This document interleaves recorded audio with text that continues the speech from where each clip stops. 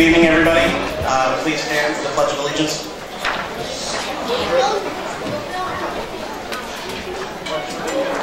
Flag. United States of America, and to the republic for which it stands, one nation, under God, indivisible, with liberty and justice for all.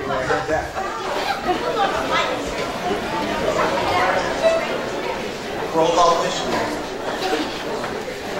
D.A. Graham. Present. Fia Gusson. Present. Jason Redd. Jane Rosenbaum. Absent. Guillermo Gomez. Present. Gerald Trueheart. Present. Lucy Vandenberg. Present. Denise Millington. Absent. We have a quorum. The New Jersey Public Meetings Law was enacted to ensure the right to the public to have advance notice of and to attend the meetings of public bodies at which any business affecting their interest is discussed or acted upon.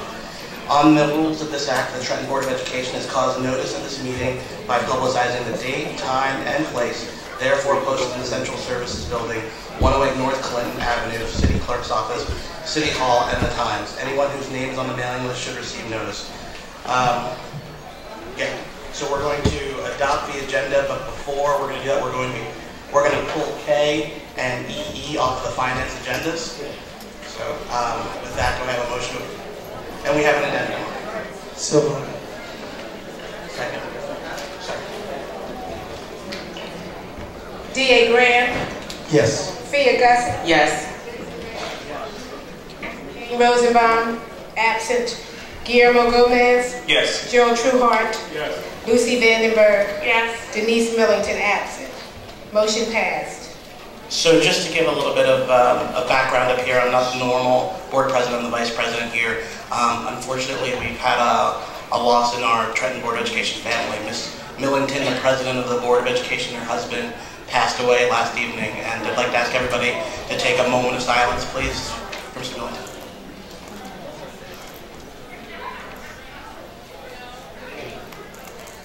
Thank you. The two items, and normally I don't explain what's pulled off the agenda, but just for background, the two items that were pulled relate directly to some of the planning as regards moving forward with the budget process. Since we had a meeting with the mayor, and I think the superintendent is going to discuss and talk about what occurred within that meeting, but as a result of that meeting, those two items are going to be held into a later date, or possibly not even. So. All right.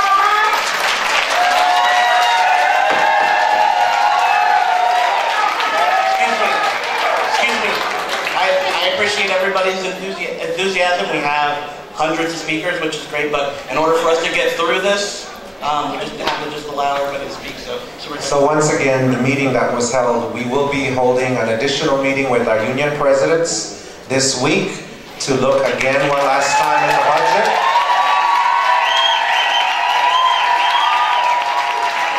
And so the two items pulled are the request for proposal for privatization of custodian and 101.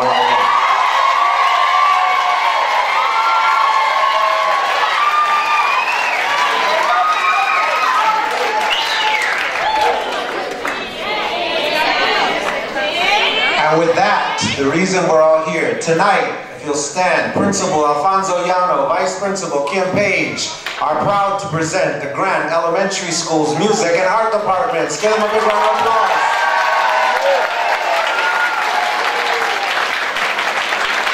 Under the direction of their art teacher, Ms. Spiros, the students have created art projects that center around the exploration of principles of design, and those can be found in the lobby. Grant Elementary School student and orchestral youth violinist Nathan St. Clair will be reciting a short excerpt from one of Dr. King's most acclaimed public speeches in honor of African American History Month. Music teacher who's here, Mr. Meridian, let's give him a round of applause, will lead the Grant School Singing Ensemble in the most famous song during the Civil Rights time, We Shall Overcome. We Shall Overcome was the key anthem sung during the Civil Rights Movement and is an integral part of the elementary general music curriculum. The song was accredited with literally driving the movement forward in many walks of faith. This evening, we're also very pleased to feature the beginning opening stages of the Trenton Public School Youth Symphony Orchestra, and this was featured in the Trenton Times, inspired by the international program Elsie Stemma. This worldwide musical initiative that we have embarked upon here in our district promotes orchestra ensembles playing and teamwork from the very moment the students receive an instrument. Conducting and directing the adolescent orchestra musicians will be Grant Elementary School music teacher and maestro, Barrington Brown. The students from Grant will be singing and playing the song Forever Young as part of the theme tonight. So again, let's give our Grant Elementary music and art students a big round of applause, and we are proud to hear them this evening.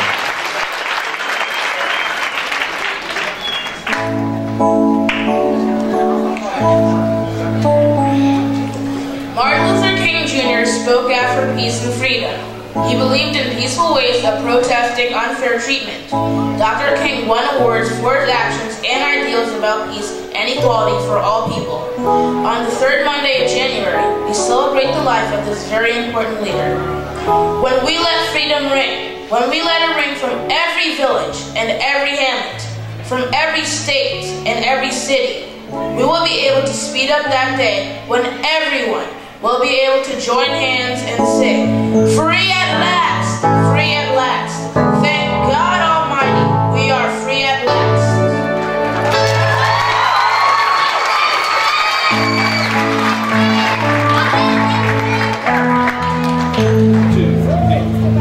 We shall overcome. We shall overcome. We shall overcome someday. Oh, deep in my heart, I do believe we shall overcome someday. We are not alone. We are not alone. We are not alone someday.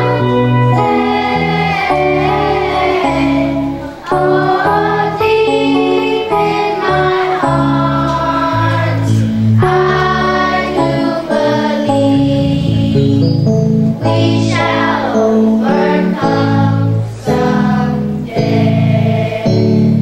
Oh, I run around. Oh, I run around.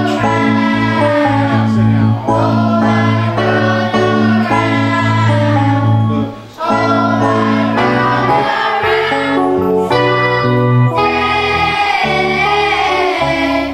Oh, deep in my heart, I do believe we shall overcome someday.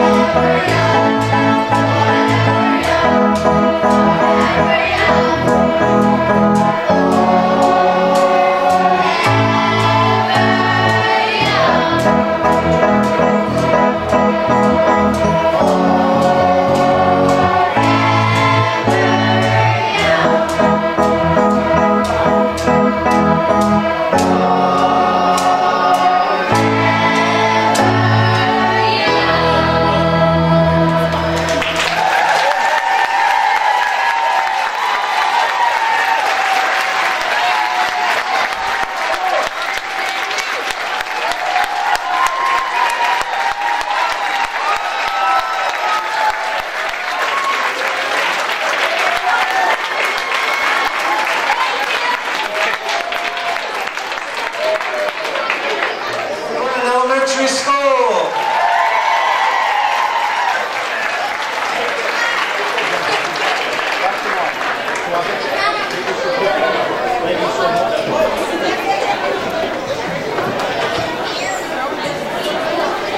At this time, we're going to take a few moments to break down from the music performance. If anyone is here just for the students and not for the regular board meeting, now would be the appropriate time to leave. If you came just for the performance, you are certainly welcome to stay for the entire board meeting. But if you came just to hear your child sing and perform and you would like to leave, now is the appropriate time. Otherwise, we will take a few moments to break down from our performance and set up our podium to begin public comment in a couple of minutes. So again, parents, if you came just to hear, now would be the appropriate time.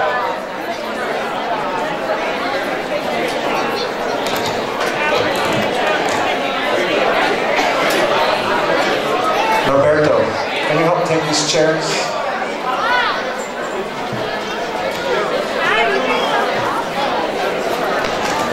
I can help with that.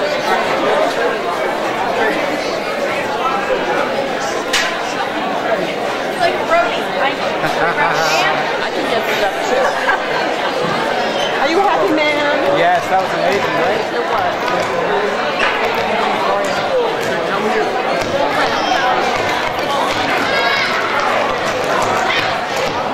Dennis, put a row in front over there.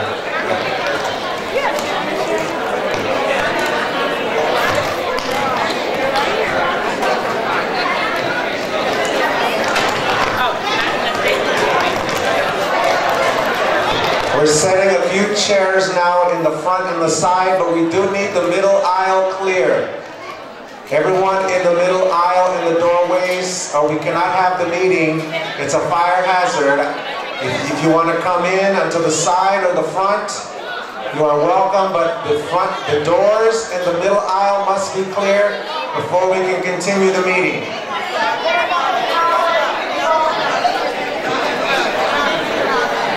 Everyone in the middle aisle and the doorways must be clear. Move to the sides or the front, but we cannot have the middle doorway blocked, or we cannot move forward with the meeting.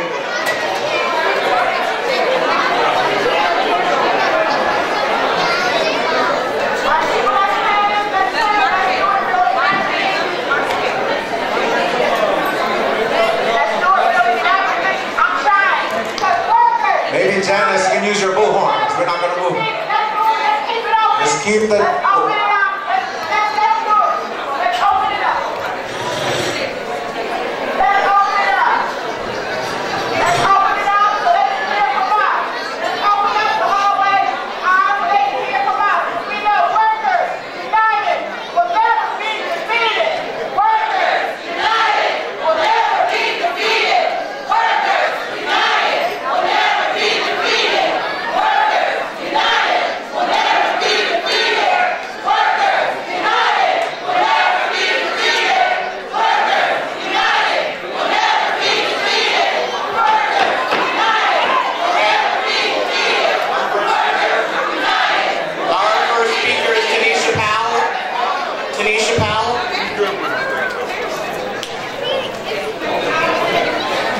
Did you get the... Go outside and talk to the media. Clear the aisle.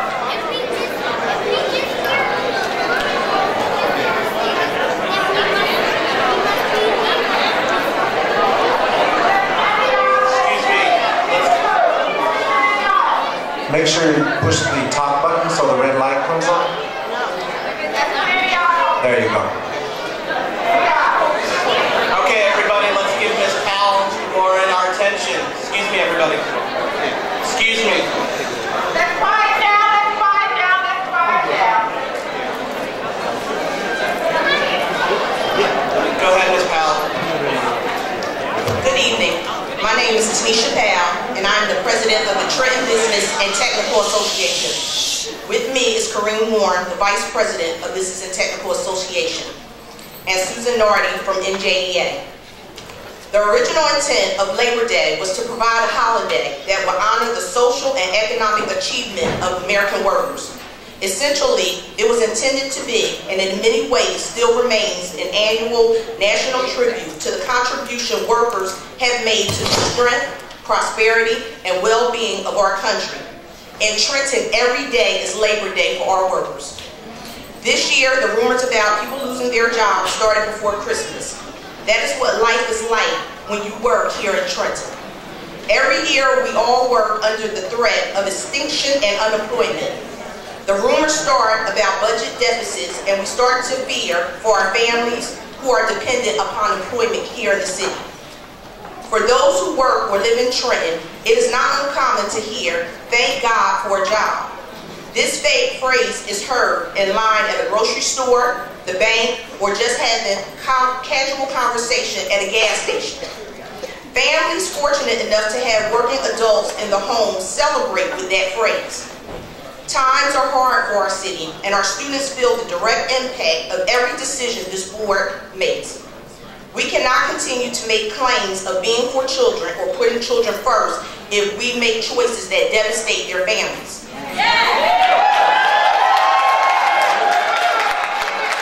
When we lay off workers that reside in this city, we hurt families. When we hurt families, we hurt our students. The same students that we want to put first. A $19 million deficit does not just happen overnight. Those who effectively do their jobs are far removed from creating the problems.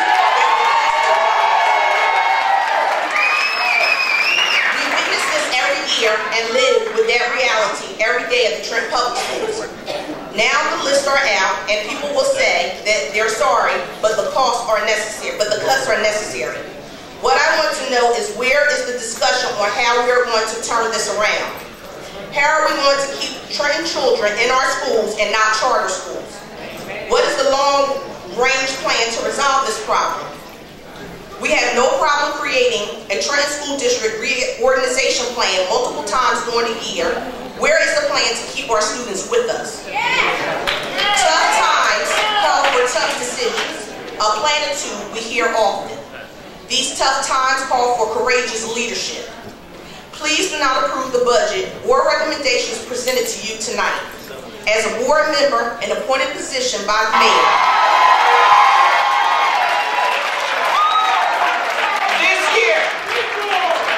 This year, with this budget, there were a number of scenarios, and I hope I'm at liberty to share.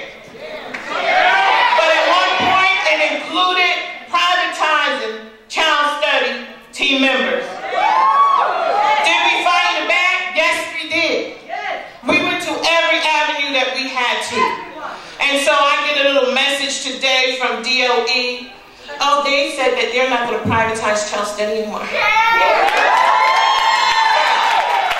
We don't care about your message because you're not handing us anything and we're not gracious for it.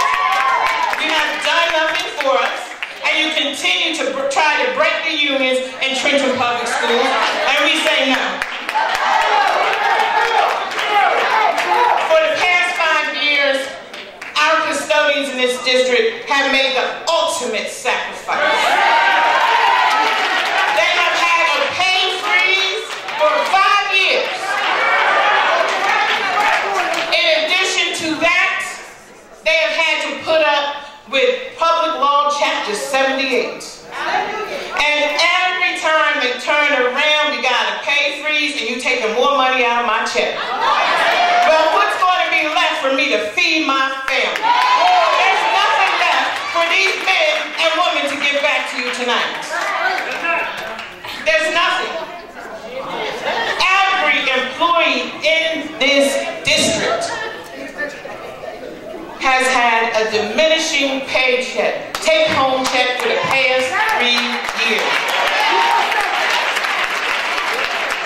When we're talking about people at the bottom, and I'm talking about teachers in my unit right now who make $50,000 a year.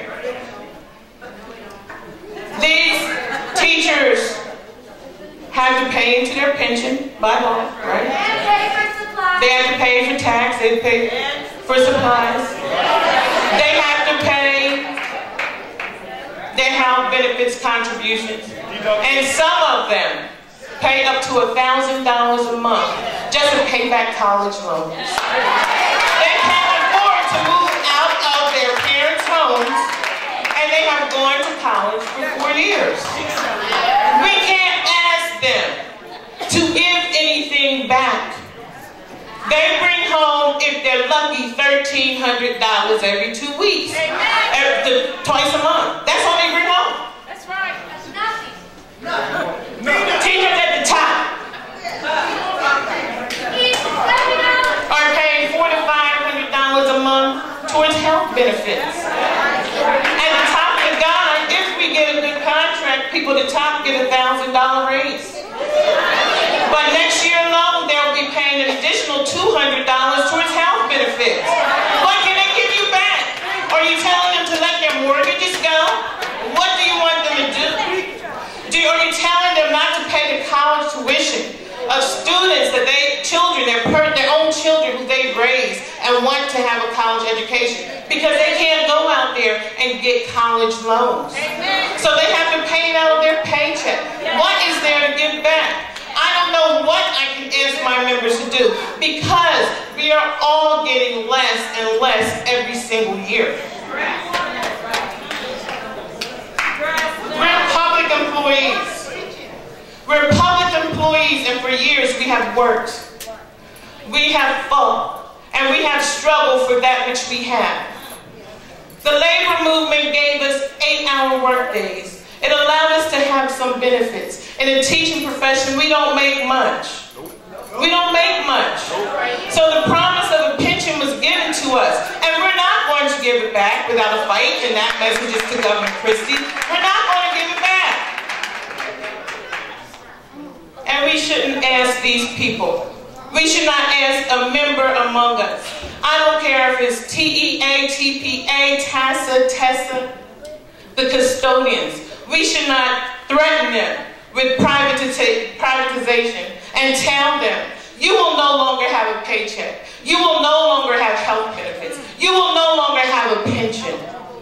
It's not fair. Many of them have given so much of their lives to this district, and we need to show that we are with them. Even those of you, I know you're making hard decisions, but we have to let the governor, we have to let the state know that we stand together. We are all in this together. We are going to fight against privatization. We're going to fight for a thorough and efficient education of our students at any cost. They cannot threaten us. They cannot bend us over. It's not going to happen. We're going to stand up and we're going to fight for every member.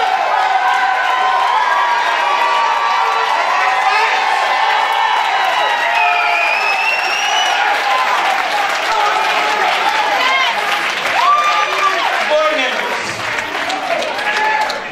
this is a new board. We know that you care. Superintendent, we know that you care. Yes, it does. I personally know what you've done over this past 3 years when you've had the same threat. I know you've sat there and you've said no. I know what it takes to be a leader. And you're hanging in there for us. Yes. And we're asking you to hang in a little longer. We're asking you to say no. No, you will not privatize the jobs of these members. Hang in there. We got your back. We got your back. If you have to go see Hesby, we'll go with you. You might have to stand in the hall, but we'll go with you. So, board members, on tonight and on March 23rd, we want you to show your care and your concern for the community of Trenton and for the children of Trenton which we serve. We can cut things, but let's not cut jobs. Let's not privatize the jobs of our people. It's time to stand up, and we're going to respect the men and women who have given years of service to this district. Nothing has been given to us. Nothing has been given to us. We're doing more with less. Teachers, I know you're spending $1,000 out your pocket for supplies, but we're going to continue to ask you to do that again next year. 1 minute. And we want to remind our elected officials that they have a responsibility too. They must not allow privateers to cruise down Easy Street and make profits off the backs of our children. I do not want to give their friends jobs. No. You're not spectators. We're not spectators.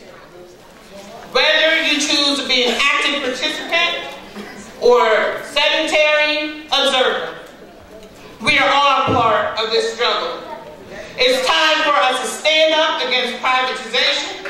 Don't put Trenton Public School employees out of work. We stand together. We want you to stand with us because it's time to fight back. We will not let the state or DOE or education reformers come in here and strip us of our jobs. They will not take us back in time.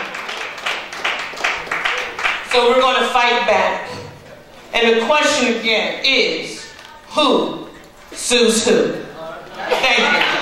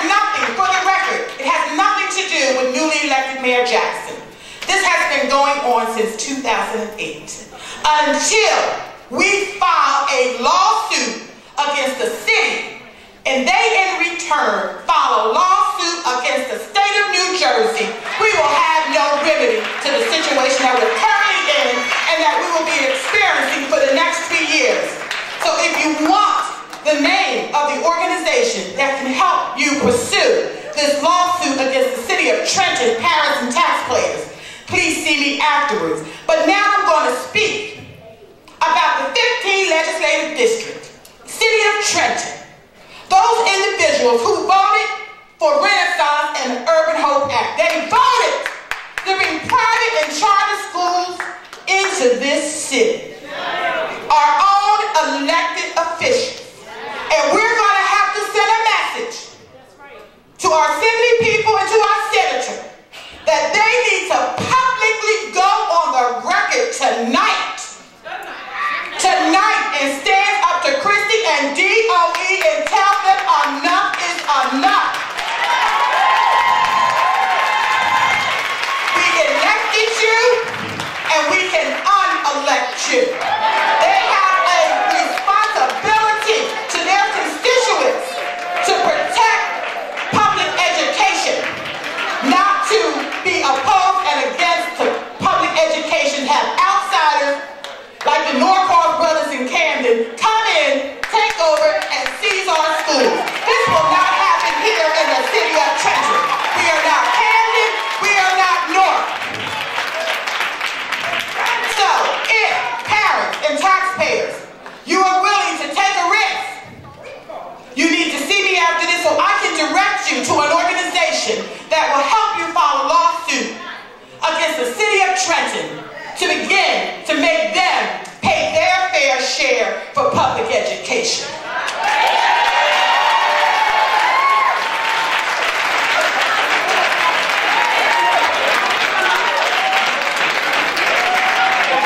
Mr. Joe Popio. All right, George.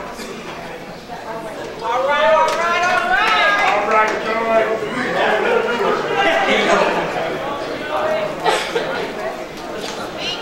Come on now.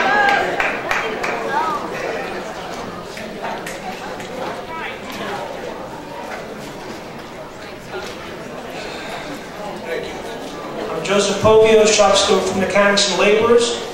Good evening, everybody. Thank you for the opportunity to speak. The maintenance department was informed over a month ago of the intention to eliminate 3 of the shops from our department, the carpenters, masons, and painter shops.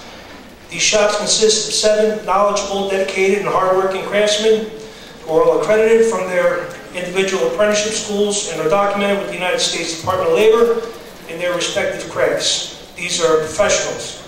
Most of the 7 employees of whom I'm speaking have worked here for over 20 years. The duties of these tradespeople go further than their respective disciplines. The carpentry department cuts keys for the entire district, repairs locks for the entire district. When there is an emergency repair to seal up a broken window or door due to vandalism or a break-in, they are called upon.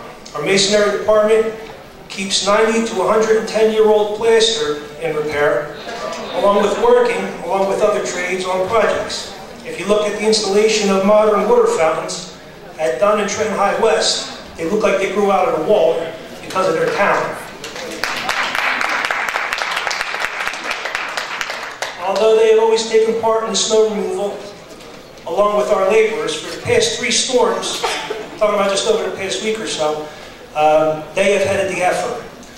All this, plus they transport some of our heavier equipment, and before a major storm, they make sure that the day tanks on generators that run on diesel are full. Our painting department has a never-ending duty to paint in our many buildings, which are occupied just about year-round. Along with painting, they also produce signs and graphics used throughout the district. These workers, along with all our mechanics, are at the board service at a bargain of a price. The comparison can be easily made with the price of the Meridian Mechanics the district has been utilizing to supplement buildings and grounds department. The district has paid out a hair under $4 million since July of 2013, where the mechanics and laborers of the board have always worked at considerably less than the prevailing rate. I was told when the news was first broke that we have to be cut this time because we were not at the last layoff. The fact is that we have been cut to less than 1/2 of our 42 mechanics we had 10 years ago. We now stand at 19. The Board of Education needs the Buildings and Grounds Department to maintain its properties, and while we understand this isn't the time to increase manpower, we ask that you do the courageous thing, do the right thing, and keep the existing Buildings and Grounds Department intact.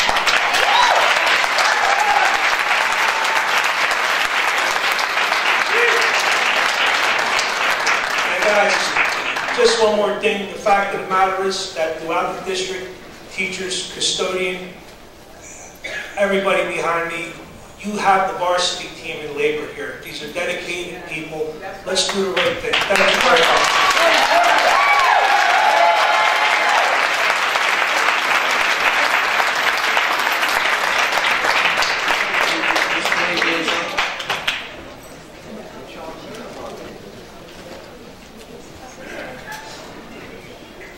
Good evening, everyone.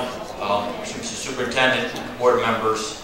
Again, thank you for the opportunity to come before you and speak. It's challenging times. I recognize that. At the State House, we're in challenging times as well. Last year, we tried to discuss and work with the governor on adopting a budget. That budget had in it monies to pay for the pension for that year. The governor chose not to adopt that. I say that to you now because today it was ruled in court that the state of New Jersey has to pay their pension.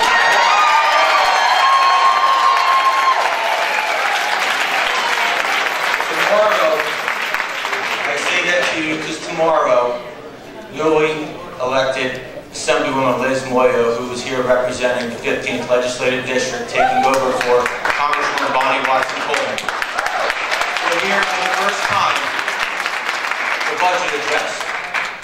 I know this probably blew a big hole in Governor Christie's budget address, but these are problems. We know problems. You see the frustration on everyone behind you. Please don't take it personal. I know what you're going through. I feel the pain and your concern, and you're doing this for nothing. You're doing this financially for nothing, but you're doing it to make the city of Trenton a better community. I do not represent at the State House, the 15th Legislative District, but I care about the city of Trenton and its employees. I'm the president of the building trades representing the mechanic and laborers.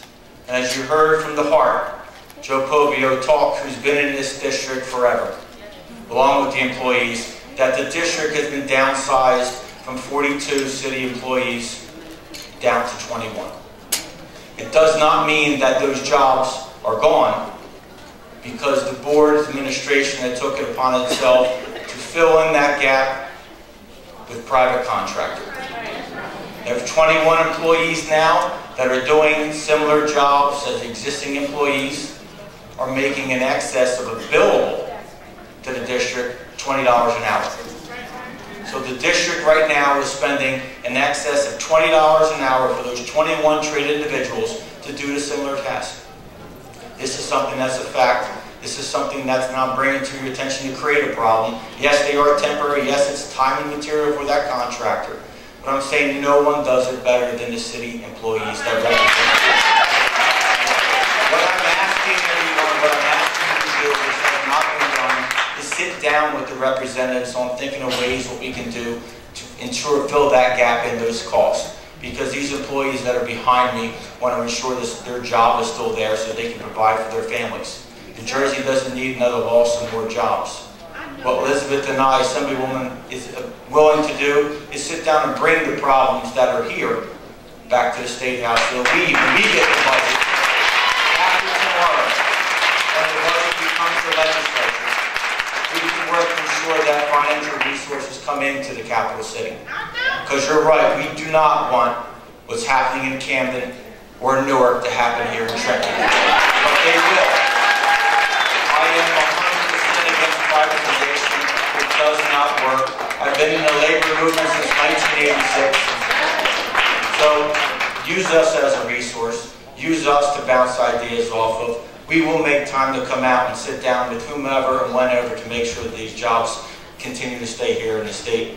You're not filling them in with anything else. They're not high-paying jobs. They're barely putting food on the table for their families. These are working-class America that show the children that we're here this evening, these fantastic kids who are incredible musicians, that we can fix the city. We need to ensure this for the future. Thank you very much. I look forward to working with each and every one of you. Thank you for your support. I just want to say mostly to everybody out here, I cast my first vote today in the Assembly, and this is the first public meeting I've attended as an Assemblywoman, and I couldn't be more proud than to have this be the first meeting I've attended as an Assemblywoman. And that as Wayne and I were standing over here watching the kids sing, we were saying to each other, you know, this is evidence of what a great public education can bring to our kids. So I'm just here to value you today. I'm going to fight for those kids and your families, your teachers, and this great public school district. So thank you very much.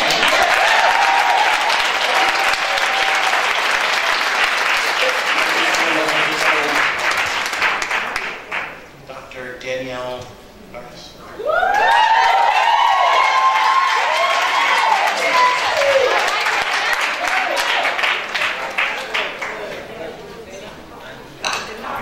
I believe there were a few that signed up to do a 15-minute, is that correct? Yes. So do we have, can you tell us the names so we can... You know the exact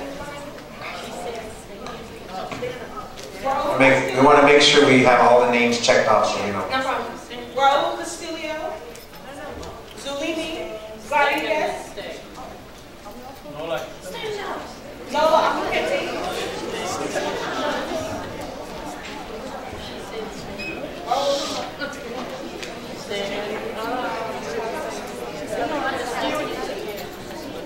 Shirley Miles Bell,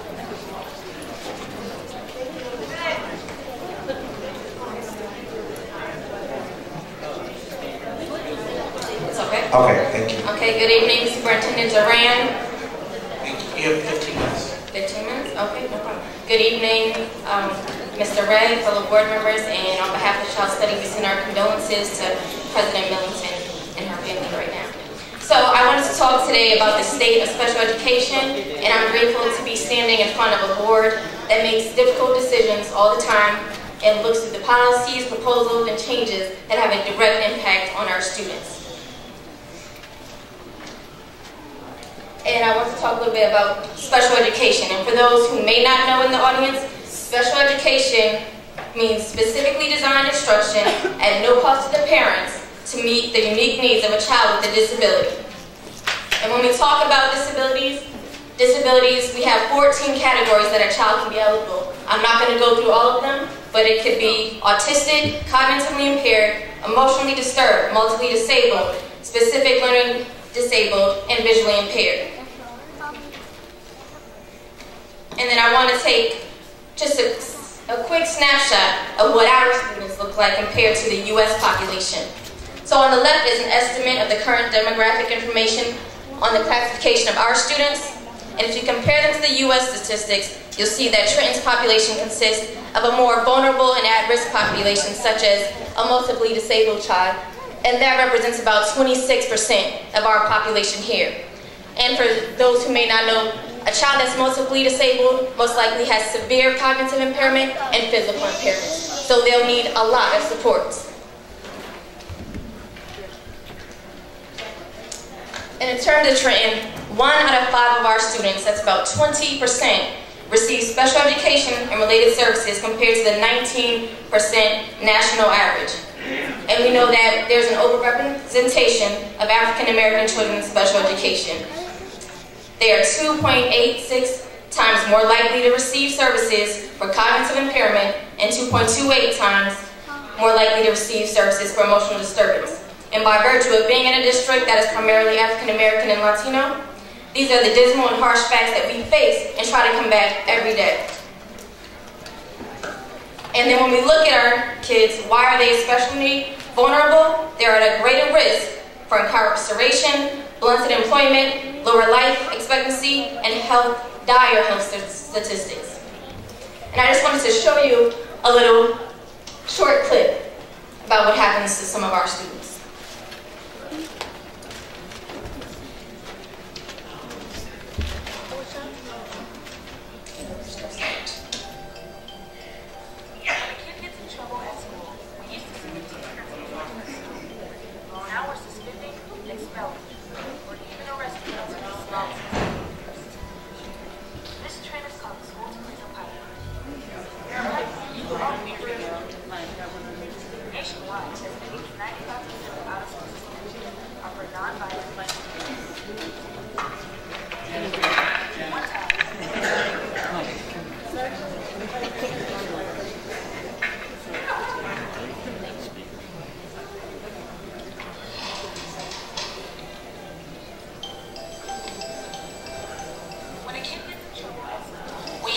To the principal's office.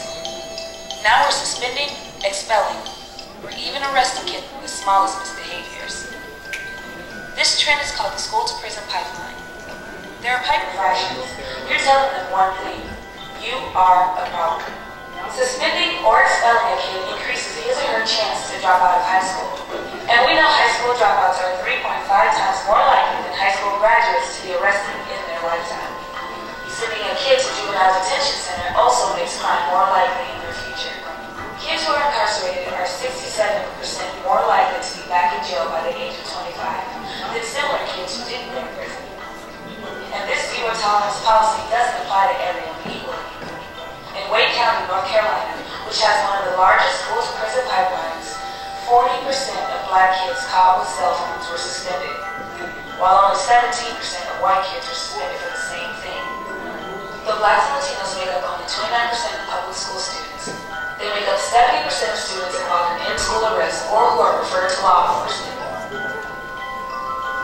Schools even crack down on special needs students, arresting them for the very behaviors that stem from their special needs. 32% of youth in juvenile detention are special needs students. That's the school-to-prison pipeline, another way that the United States incarcerates more people than any other country on earth.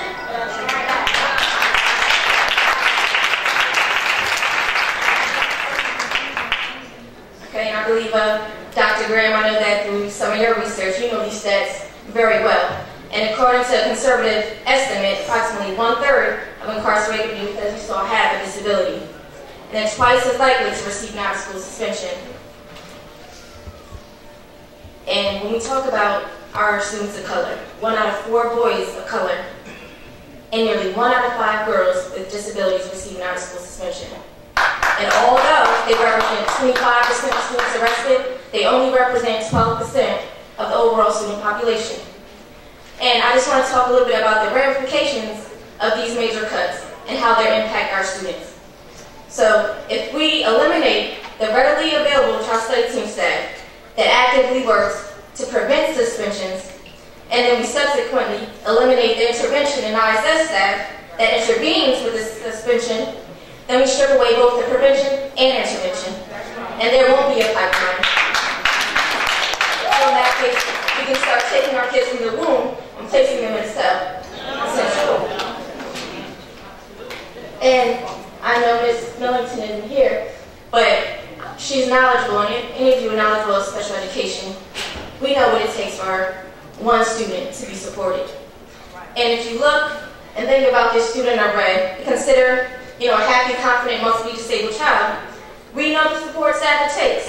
If you walk in the shoes of this child, you typically see a dedicated teacher, a paraprofessional, a parent, a school psychologist, a school social worker, a learning consultant, a related service provider, with a speech, OT, physical therapy, and counseling.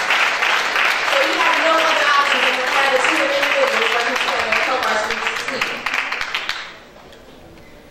And on the next slide, it might look a little bit cute, but this is the child study team.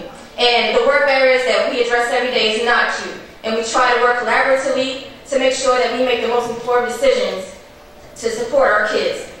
So this is no longer an elephant in the room. And please take a look at whose services that we're trying to replace. I myself am a school psychologist. I do cognitive evaluations, try to think about how a child learns, what's their processing, what's their working memory like. And then we also come with mental health expertise. The learning consultant, that's the master teacher. They assess reading, they assess math to see where the deficits are in our kids. And then the social worker, they do the social and developmental histories. And the social worker, I have a great one, Ms. Holmes. She is the greatest link to community resources that I can think of. If a child needs to outsource or community service anywhere, she can find it and link them to it. And some of our related services are speech, occupation, physical therapy, counseling, nursing services, transportation, and that's just some of the related services that we provide to our kids. And I want to specifically address case management. So much of CSC's job is case managing and ensuring quality services for our students. So when we're subtracted from the conversation, we can be honest. These responsibilities are going to the teachers. So imagine our teachers that barely have time for a bathroom break, teach bell to bell, are overwhelmed with lesson plans, differentiating instruction, attending PLC, INRS, IEP meetings, and showing us some rap team observation and pressures. Now they have to take minutes. I wouldn't feel confident having a child that's mostly disabled being case managed by a teacher. And since we're talking, let's talk about caseloads for a little bit. So we'll be transparent. And as a whole, the CSC has been trying vigorously to balance our caseloads and stay in compliance. And while we're working professionals and provide quality services, we still have to do double the work to try to achieve 100% compliance. Exactly. Now, NAS, the National Association of School Psychology, they recommend one psychologist per 500 to 700 students. That would mean that in Trenton, we need 17 to 24 psychologists. And right now, we have 14. And we lost one to maternity leave, whose caseload is now being unmanaged. And the average caseload, when you look at it, this is what a manageable caseload looks like. 35 to 44. And what we have is 63 on average. Yes, okay, sorry, there's some people who have more, but I was just looking at the average. And I'm going to reiterate some of the barriers impacting students with disabilities and what's getting in the way of our progress. And one of those are charter schools. Taking our money and putting it into charter schools. When we know that they have not improved education. Their performance is pretty much the same as us, and the study of thinkers calls it trivial. Second, the profit motive perverts the goals of education. They're just lining the pockets of the wealthy. Education is a big business. And our lower performing students are left behind. They normally exclude our students with special needs. And they definitely don't recruit them. So we serve about 20%, and charter schools serve about 8 to 10% of our students. And they rely on scripted instruction. And our students shouldn't conform to our teaching. We conform to their way of learning, and that's what makes it special.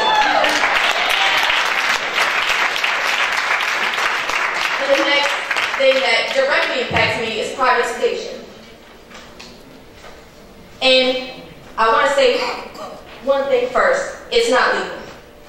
Privatization is not legal. So let's look at what the code actually says right now in the New Jersey Code. It says all child study teams shall be employees of a district board of education, and they shall be available to provide all needed services during the hours students are in a team.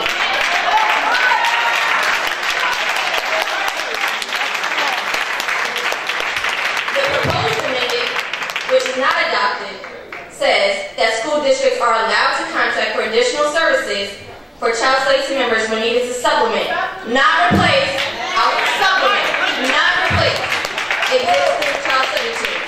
And this is so that it would not affect the services of our students with special needs.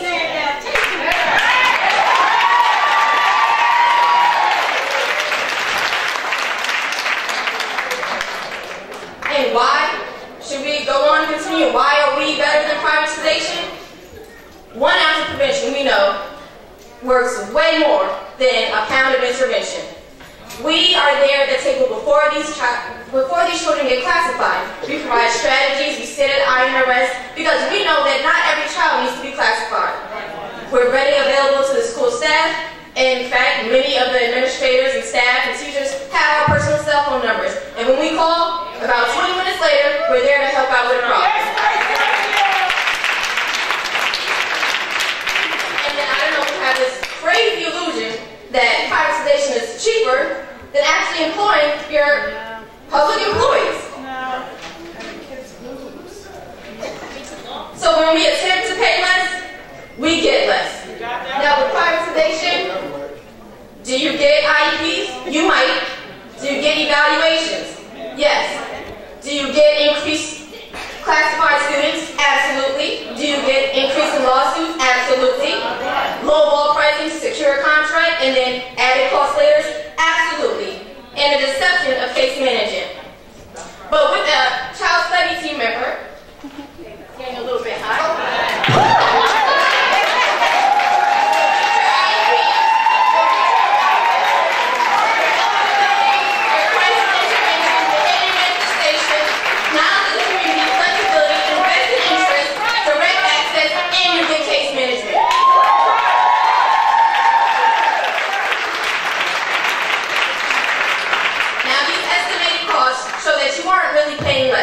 The average cost for a speech is $88,000. The average for a CST member is $90,000. But most likely what you're going to get is an organization that orders per product service, which is about $500 per evaluation.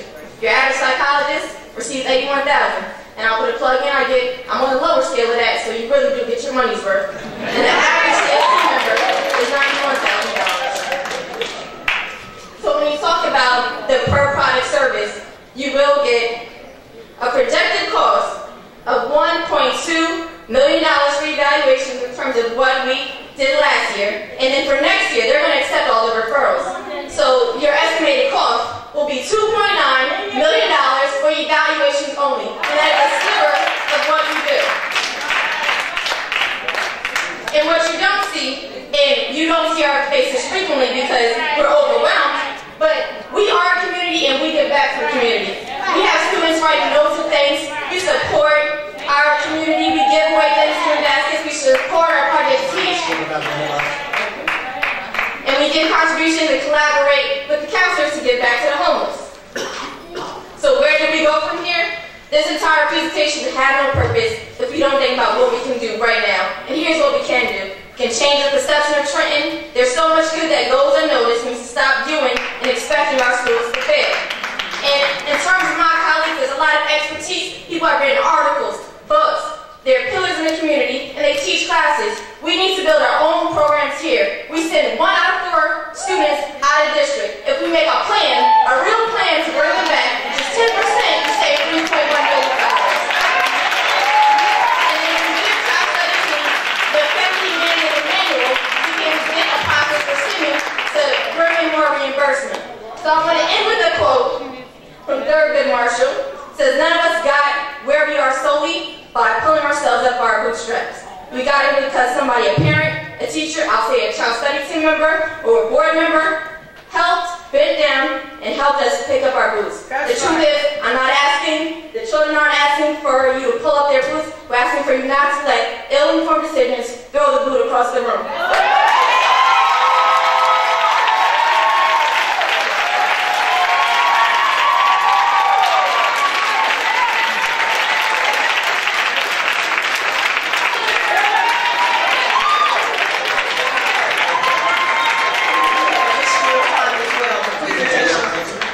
We have people that we're going to defer time so you can hear the individual disciplines. We have Danielle Colton next. Danielle Colton?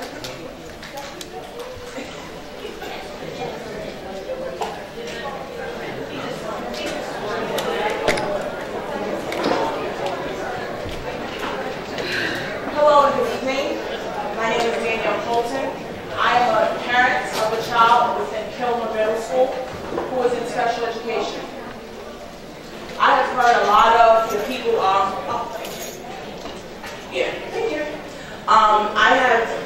I wrote down a bunch of stuff, but I figured, it's better for me to speak from the heart. My son is going to be 14 this year in October. Now, we have been in this district for approximately 4 months, and the individuals that deal with my son on an individual basis, everywhere from the principal to Mr. LeRae, Ms. Pathola, I'm going to screw your name up, I'm sorry, Ms. Bethea, Ms. Patola, Ms. T, Ms. Tonsil, the staff, and everyone from the bottom all the way to the top has been instrumental in keeping my son calm and making sure that he is instructed proficiently and effectively. And me, I'm speaking not only as a parent, but as an educator, as a college degree, standing here. I have my master's degree and I was educated publicly, not in the city of Trenton, but I am still here representing this city as a parent.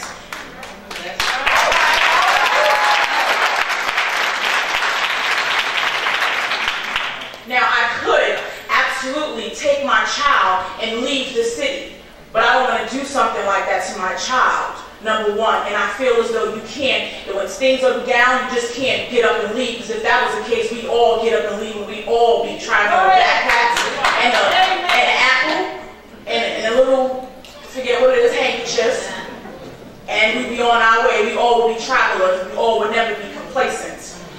That being said, the things that are being, proposed are like a travesty. That's right. You know, these. Take time. Take time. Take time. That's all right. Yeah, human emotion. That's right. Because that's what it's about. Not your job. These are. That's all right. That's all right. Show the support. Let the principal say. That's right. Show the support.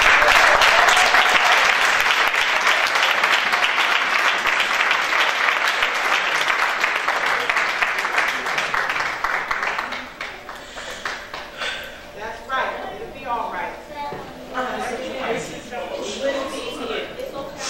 They don't know to fight. This is my son. That's right. That's right.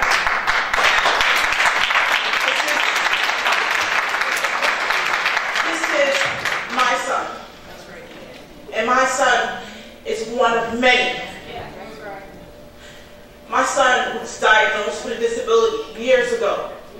And I have fought and fought and fought and fought. And I will continue to fight. I will continue to fight for my child and the services in which he needs and he requires by law. Yeah, that's right.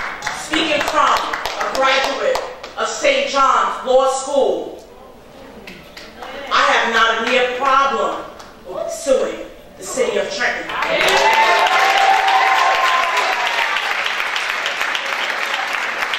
At this stage of the game, when it comes down to my child, do what you gotta do. I am so about that life.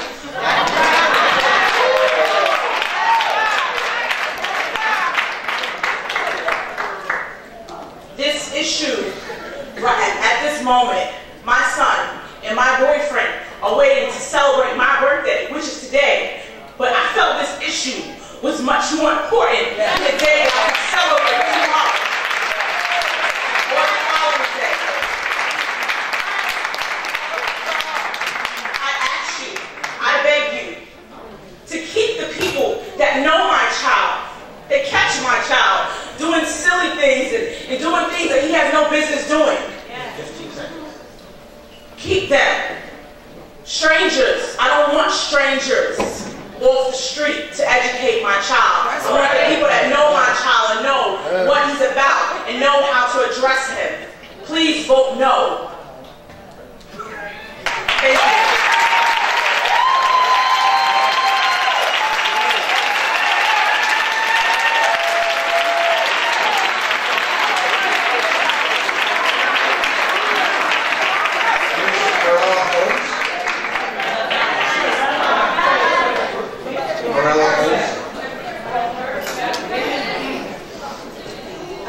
Good evening, board. We initially had planned something else, so I will go as accordingly. This beginning of the school year, Superintendent Duran, you held a leadership conference entitled The Urgency of Now. And how appropriate, with your foresight, did you know that this would be so applicable to this moment in time that we stand for right now? Why, you ask? Because the urgency of now was taken from a sermon of the Reverend Dr. Martin Luther King. That sermon was entitled, Beyond Vietnam, Time to Break the Silence. And it is ironic because we find ourselves today in a war against public education, a war against our brown and black children, a war against our children in special education.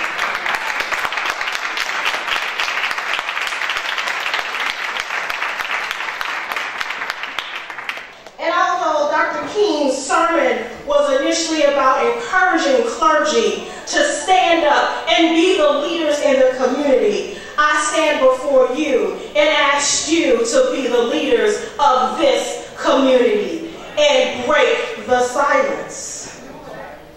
The war on our black and brown children in Trenton cannot be at the hands of the politicians who do not care about our children.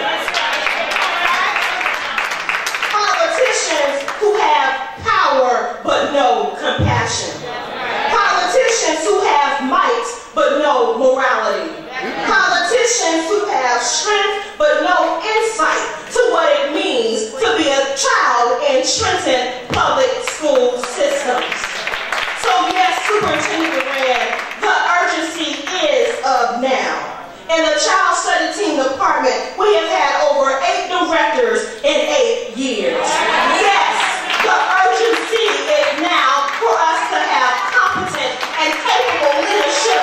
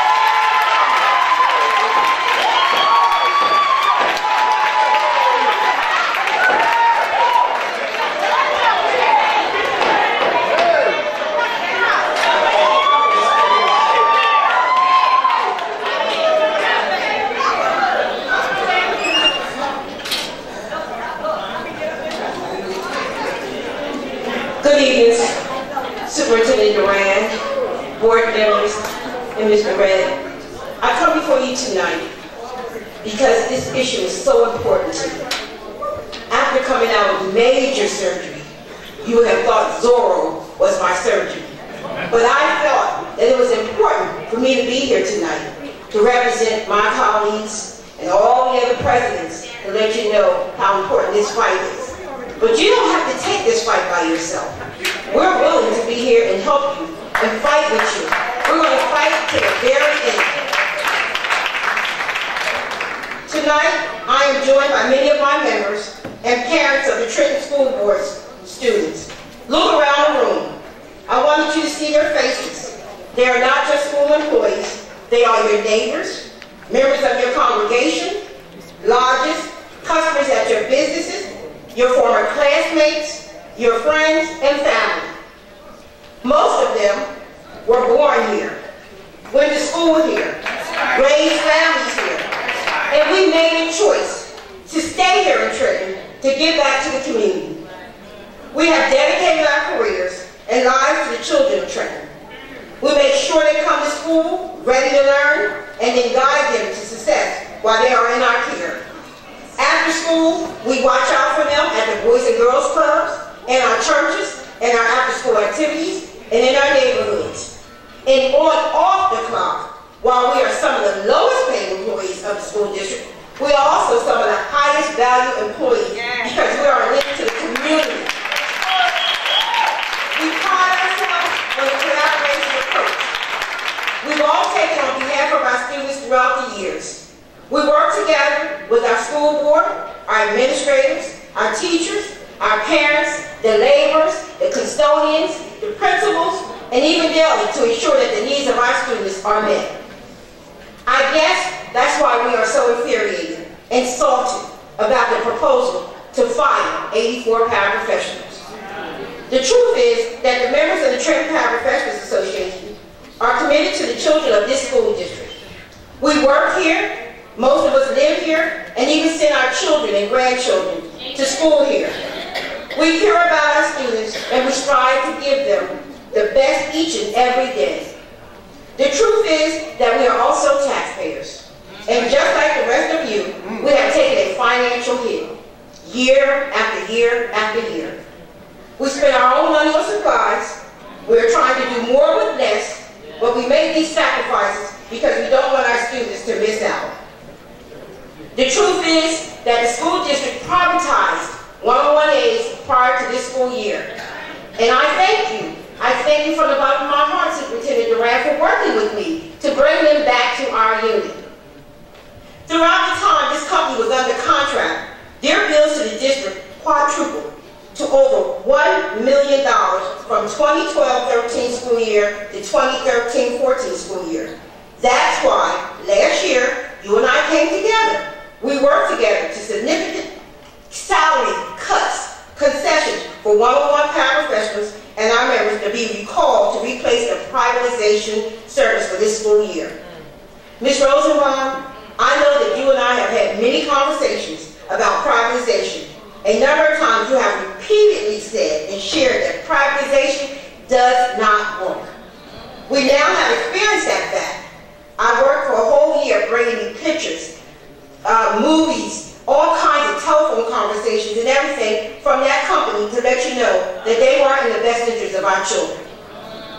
The truth is that we recognize our school district is facing difficult times, and just like we are, but it would be foolhardy to try and balance the budget on the backs of the very same people who provide the year-round service that the paraprofessionals do. You can't put a price on the safety and well-being of our students. These children are our future. And no one benefits when you fire Trenton taxpayers from your jobs and replace them with people who have no ties to our community or commitment to these children. If the district overall ranking as far as test scores are concerned is not as you would have it to be, can that situation be rectified by reducing staff and paraprofessionals level? Reducing the numbers to make student performance better is just insane. I dare not say a well-thought-out plan. Was parent input actively sought to create an alternative to this proposed reduction in our staff? with all of our associations. As hard as the parents have had to fight down through the years to get the level of support needed for their children, our students, family, and neighbors to succeed, it seems nonsensical to make a decision like this. Wonder why parents aren't taking their students out of Trenton public schools and placing them in charter or out of schools? Your decisions are driving parents to make these kinds of choices. Let's not destroy what we have worked so hard to build. Programs designed and implemented by proud professionals and my other colleagues have made memorable impressions on students and parents alike. Often these programs and powers are generally in that same. Some parents have been in the district long enough to see new generations come along like family. Our children, parents, and community deserve a better solution than firing our neighbors, their neighbors, your neighbors, and people who look out for them in and out of school. We look forward to a more workable situation with you. I ask you because we need every principal, every secretary, every custodian, every labor person, all our paraprofessionals, and even you to be here with us to make this a better situation for all of our children. I ask you, I charge you, tell your colleagues to vote no for any type of privatization. Thank you.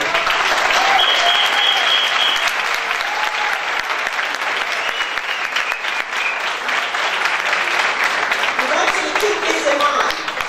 We work here, we live here, we matter. Very much so. Thank you. And thank you for moving me along. Thank you so much. I want to just say one thing. Tell the state the fight is on. The fight is on.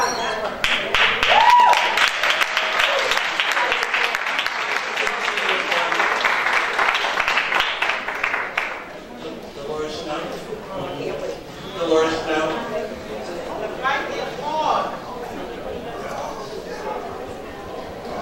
Tiffany Holton.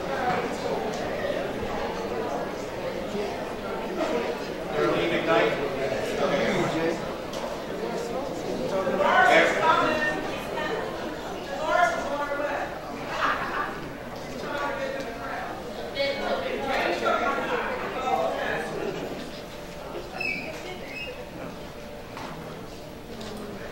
Good evening, my name is Darlene McKnight, and I'd like to start off with a quote from Keith Sweat. Something, something, something, something just ain't right. I take that bit of lyric to say in words all understand as it relates to the Trenton School Board and the Trenton School District and how it has handled situations and changes down the line this past several years in particular. Something, something just ain't right when the school board and administration is sworn to do what is in the best interest of the children and parents it represents. Time after time, make some of the deals and decisions the recent Trenton School District and school boards have made. It's sad. You talk about laying off 84 paraprofessionals, but the 84th that you're talking about laying off, if you lay them all off, it would save you less than $1.5 million, which you really no money when you consider what you guys are doing. A school that I know of has had 4 principals in the past 5 years. The first year that the school made some noticeable AYP, annual unit progress, the principal was moved, being the turnaround school. The next principal was there for 1 year, with half the old staff staying and going, getting half new staff. Following year, a different principal. That time they were deemed a priority school. No, they were still turnaround. Different principal with the quarter of the old staff, a second year with her, and it was a priority school designation. Then she was taken and transferred to another school. Student population kept going down. September 2014, another new principal and some more new teachers. Things sort of settled down and 3 teachers were pulled because the population had fallen. The vice principal was also pulled because the population had fallen. Custodial staff was cut, powers were laid off, and in this process, the children were disabilitated, destabilized, and most folks were walking around waiting for the next shoe to drop. Parents were pulling their children from the school right and left, and children were seeing their friends, sometimes family and friends leave, and teachers too, teachers that they loved. Everyone was struggling to make sense of some of this stuff. They asked daily, what's going on? Often no one knows how to answer the question. What do we do and what do we tell our parents when they say they're going to move their children to a charter? How do we stop this train wreck of privatization that is so sucking the lifeblood out of the staff and parents away? How do we ask? 30 seconds. Okay. Parents and community school boards must take a stand to ensure that communities like Trenton get the same level of education and opportunities that suburban students take for granted. We must demand equal opportunities and access to quality education. Seeing that this happens rests on your shoulders, Trenton School Board. Do the right thing. Do not let waivers off. Revamp programs so parents won't have to move their children, won't want to move their children. Do the right thing and do it now.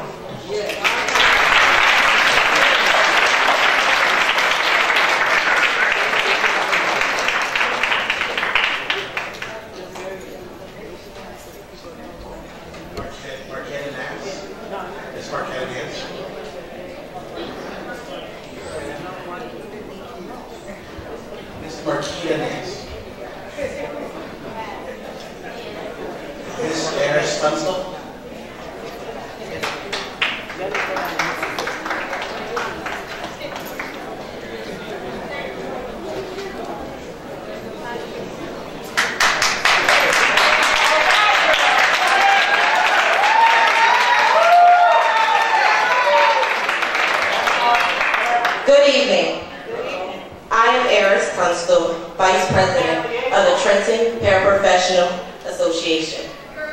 And I work here, I live here, I matter. I want to say, Trenton, stand up. Trenton is the capital city. We need to stand up and act like leaders. Stand up for our students and our community. Privatizing our members would be have a direct effect on our children and our community.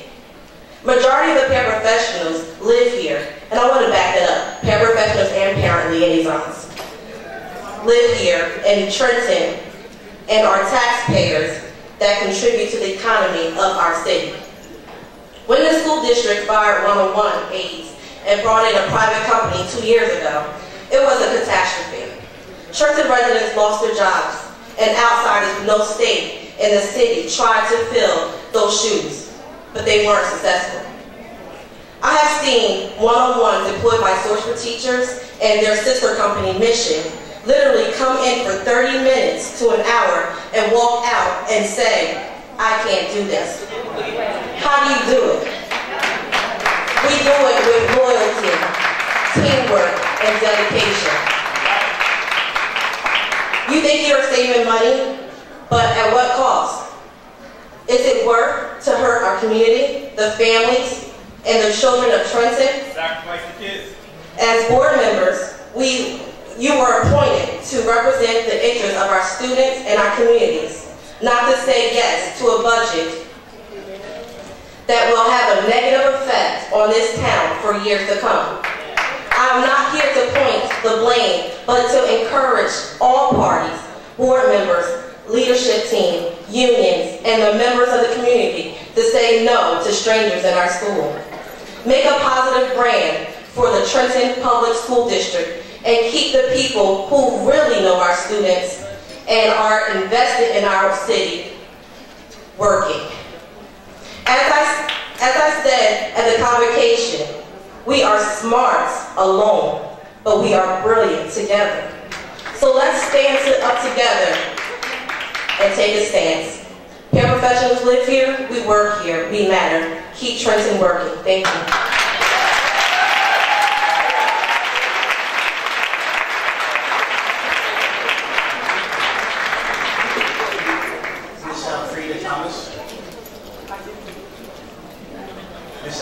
Thomas.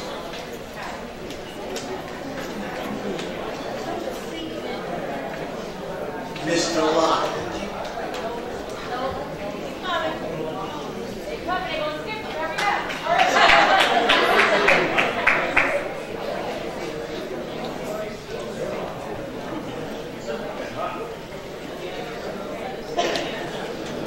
Good evening. I think Morella and Danielle pretty much summed everything up. However, I'm going to say, you may ask, our child study team service is really necessary. What's the big deal if we dole these services out to private for-profit companies?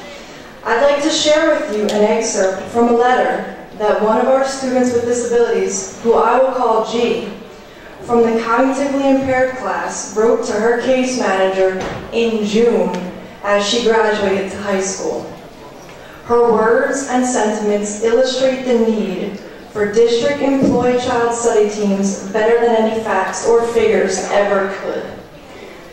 Dear Miss, I'm going to miss you, and I am so happy that I am done with this school, but I just want you to know that I love you so much, and I will miss you too, because when I am sad or mad, your cute face makes me happy, and I would come back to see you. I love you, and I would never forget you. You will always be in my heart. Love, G. Would a private, for-profit entity build relationships with the students and their families like district-employed teams do? Would this student have received the same quality or availability of services from a private, for-profit entity? No! Would they even get to know her or care about her as a person? No! District-employed child study team members spend hours testing, coordinating services, and fostering relationships with students, parents, and school staff. Teams also hold districts accountable for providing the services that students must, by law, receive.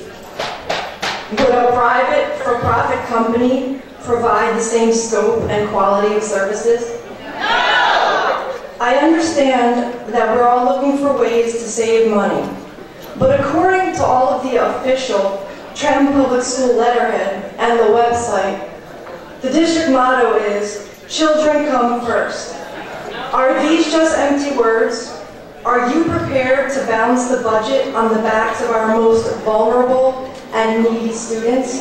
If you go forward with the plan to privatize services and lay off staff, children will most definitely come last. Thank you.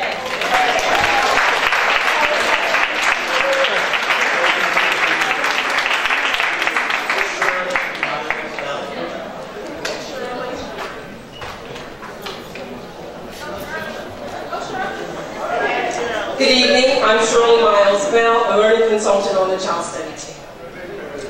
The sentiment that I'd like for you to leave with this evening is simple. We are more than IEPs and evaluations. We are interwoven into the fabrics of our schools, our children, and their families, and the community. I'd like to share a brief story with you. Many of my friends and colleagues know that I became a G-mom 18 months ago. But my team and several staff members at one of the elementary schools that I monitor know that I earned that title for the first time in November 2012, when working with a student who had been identified but not yet determined eligible. I'll call him Donald. To help him resolve an ongoing peer conflict. When negotiating a peace agreement, which resulted in a special lunch for each of them for meeting the terms of the agreement, Donald was asked by his peer if I was his mother. To which Donald replied, "No, my grandmother." It was then, and still today, that I became his grandmother figure. Incidentally, his natural grandmother passed just prior to his eligibility meeting. We are more than IEPs and evaluations. We are full stakeholders in the lives of our children and families. Thank you.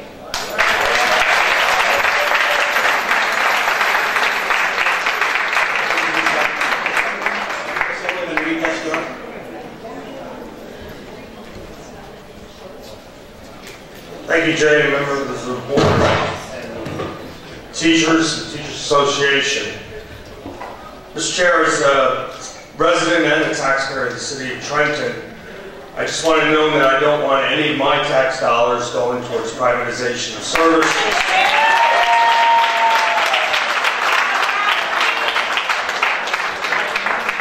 And I also recognize that every person in this room, whether on the podium or in the back row, fought so hard for the state to give us a new high school.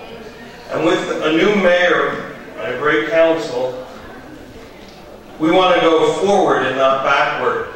And I know you have to make the tough decisions. And I've met Superintendent Durand and other members of the board, and I know what tough choices you have to make. And that we've seen the experience of privatization. We've seen the cost and the failure of privatization. We also saw the failure of at least 9 charter schools over the last decade and how much it has cost this district.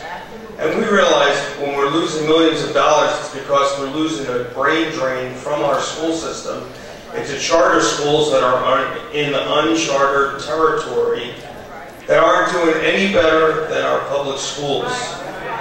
So I want to work with you, and I know all the parents and the teachers in here, we all want to work with you, and I know you have to make the tough decisions. In the state, we have to make the tough decisions. We'll fight with you to try to get some funding from the state. I know it's tough because the charter schools have taken away so much money from our school system. But if we can do anything we can to keep the services that we have without privatizing them, I think it's going to be best for our kids in the long run. I stand with you to try to find solutions, and I know we're all on the same page at the end of the day. So God bless your decision you have to make, but I hope that we can save the jobs and save the quality of education that we give our kids. Thanks so much.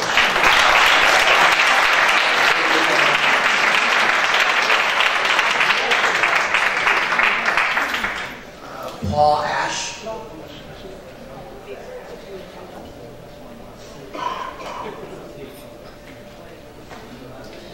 Stephen Ash.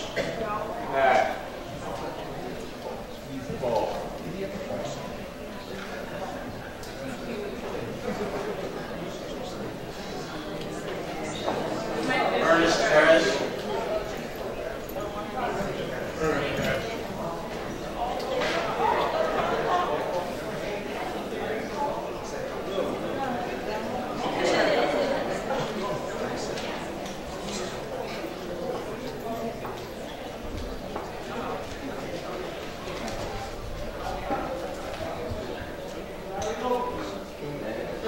Daniel Sabry. Daniel Sabry. Ray McDaniel Mason. Mike McCabe Mason.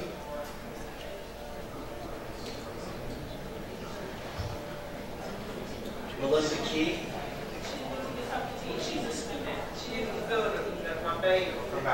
Eric Johnson.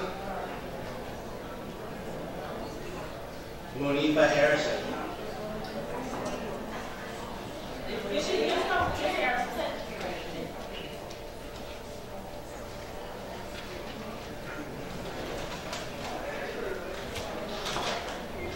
Good evening. My name is Monifa Harrison, and while I'm a teacher at Trenton Central High School 9th Grade Academy, I stand here tonight to discuss a role that I take just a little bit more seriously. Please don't get me wrong, because I really love all 62 of my students, or almost all of them. But I work very hard to ensure that I meet the standards that are set forth by this entity here. But tonight, I address you as a mom. I'm the mother of 2 sons. We came to Gregory School 5 years ago. When my oldest son was entering 1st grade, 2 years later, my youngest son joined his brother at Gregory when he began kindergarten. Over the past 5 years, we have had 4 principals. Midway through my oldest son's 2nd grade year, he was classified with a specialized learning disability, which, in my opinion, is a very generalized way of saying that he has trouble learning or that he's dyslexic. This began my interaction with the child study team, and it has not been an easy process. In fact, it's been very, very difficult. However, I can say at the end of the day, I knew who to expect at the meetings, and even though I may not have always liked the proposals that they presented to me, my son's child study team and I have come to have a mutual respect for one another because of our shared goals that are my son's educational progress. Our difference in opinion was basically how we were going to facilitate that progress. A little over a year ago, I began dialoguing with Dr. Ajayi about instituting a professional development for teachers so that they could gain the necessary skills through research-proven strategies to teach a child like my son to read. Imagine my surprise when she was no longer there. And then, when I went to reach out to the people who had taken her position, I had a difficult time getting in touch with them. One of the district's chief challenges is that there is significant turnover in administrators at not only the school level, but also at the board level. Over the past 8 years, there have been 8 directors of special education. This proves challenging. However, the shining light in all of this is that regardless of who is leading the schools or various programs throughout this administration building, there are people like the teachers that come to school each day to teach the children.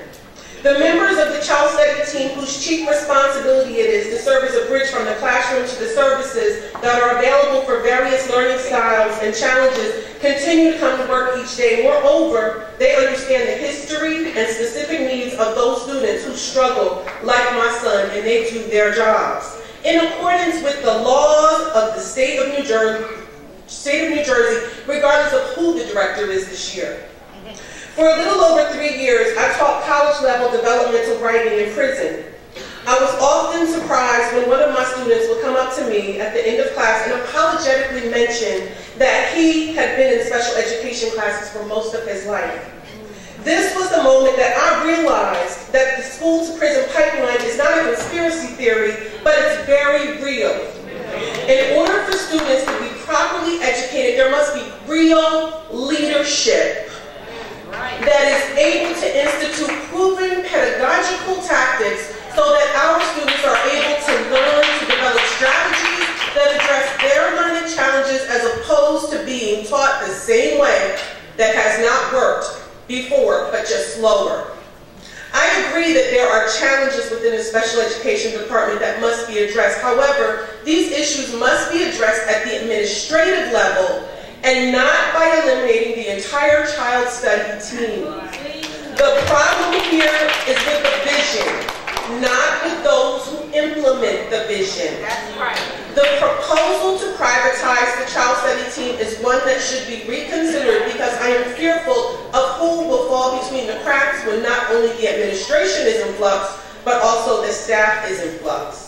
Please do not balance the budget on the backs of the children who need you the most.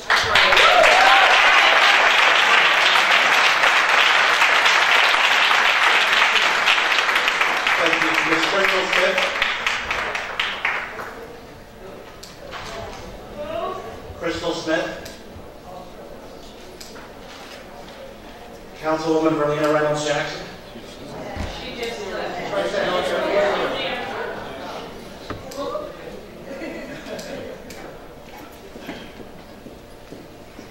Good evening, Board. I'm here this evening to talk as a previous relative care provider to my nephews who are in the district in the special education department. And I can't tell you how this department has helped my family immensely. I was a single parent with 6 children. We were going through some rough times as a family. We came to the district. The teacher cried. I remember it like yesterday. The teacher cried when she said she doesn't know how my nephew got there to the 3rd grade, not being able to read, write, or know his name. He was in the 3rd grade. I had another nephew that was in the 2nd grade, same thing. 1st grade, kindergarten, same issue. This child study team came together and was able to help out my nephews above and beyond of what any outside entity could possibly do. They are all flourishing. They are doing well in the district.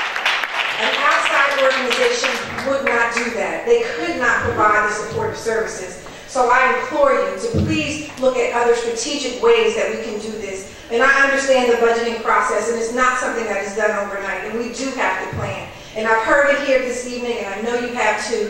This is a strategic plan that is happening in urban America. We have to take this fight outside of these walls and to the state capitol. The governor is going to be doing a state of address tomorrow, I believe. I hope we plan to be there in support of our district and to fight for the additional funding that we need. I thank you for your time, and God bless you all.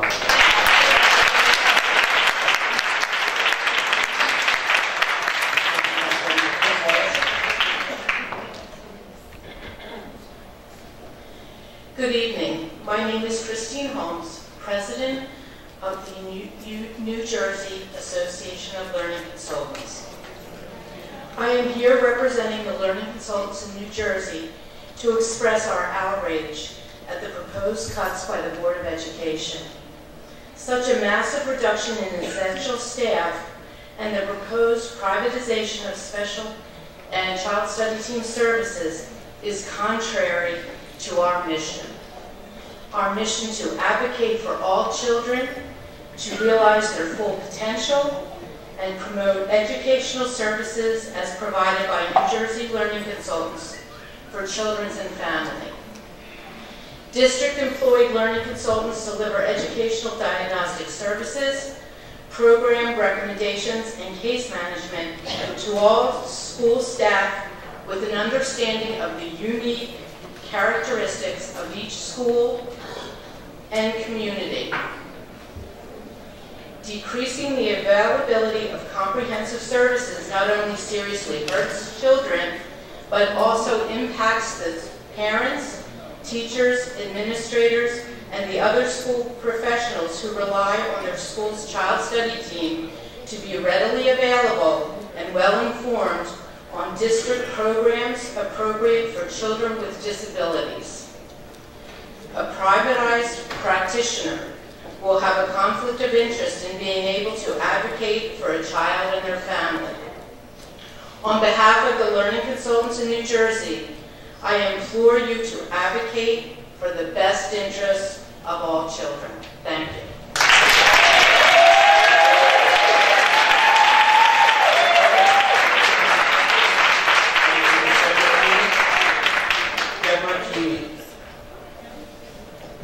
She had to leave, but I'm going to leave you her speech. Thank you. And Saul has to leave as well. Saul is here. There.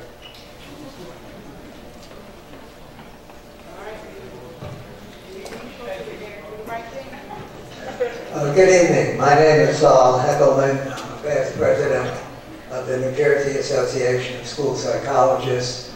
Currently, among other things, I chair the Finance Committee and I work with NJEA. At the Columbus School, a fourth grade youngster was suffering emotional and behavioral issues which were interfering with his academic success. The principal had tried very hard with lots of remedies, and at Mount Urging asked me as a school psychologist to see if I could help. On top of the many evaluations I had that were pending, I made time. Counseling was successful and we all felt gratified about that. From then on, I was the principal's go-to guy. I was involved in general education, working with teachers and parents and consulting and so on. I didn't do anything exceptional. Any social worker, any learning consultant, any school psychologist using his or her skills could do the same kind of thing. Another experience I had in Trenton. At the time, Trenton schools had over 1,000 children classified in full-time special education classes. A learning consultant and I reviewed all the children's records. We spoke at length with all the teachers and the parents, and we made recommendations which everybody agreed with. The results were that approximately 1/3 of the students were fully included in regular general education classes. 1/3 were placed in what were then the new learning disabilities or neurological or perceptually impaired classes. And the 29 classes for intellectual disabilities were reduced to 9. To their credit, the board and the administration were very supportive of the whole process. What I learned is that active coordination with the mutual feedback loop among teachers, principals, families, and child study staff is profoundly productive. And it's most productive by far in the general education classes, when signs of potential risk in developmental lags begin to surface. School psychologists are trained in social skills development, data analysis, classroom management, counseling, school climate support, early intervention, behavioral issues, learning abilities. I could go on, but it's hard to stop there. The enhanced effectiveness of such early collaboration has been widely demonstrated, and financial efficiency as well. The need for small remedial or special education classes tends to be substantially decreased when you have those services, and that saves tax dollars that are used for additional classrooms, staff, and more intensive services. Since the first 10 years of my work in the schools were spent as a school psychologist in the Trenton community, I've always felt a deep emotional bond with the Trenton community. I left to become a director of youth personnel services for 24 years. Please wrap up your remarks, sir. Okay, in urban districts. So there are many budget crunches I've experienced, and clearly it's not easy to work with that. But there are more useful answers than wholesale loss of experienced local staff who are committed to the community's children and families. While outside hard help might be able to mechanically produce evaluations and IEPs, the real value of these products is in applying the information to the specific abilities of the students and the teachers. And just to remind you, some of you may be aware of the disastrous privatizing experiences in just two districts. Lakewood schools about 15 years ago and the Bloomfield schools about 5 years ago. They tried it for a year. It was so disastrous with the general incompetence of the people that were hired. They had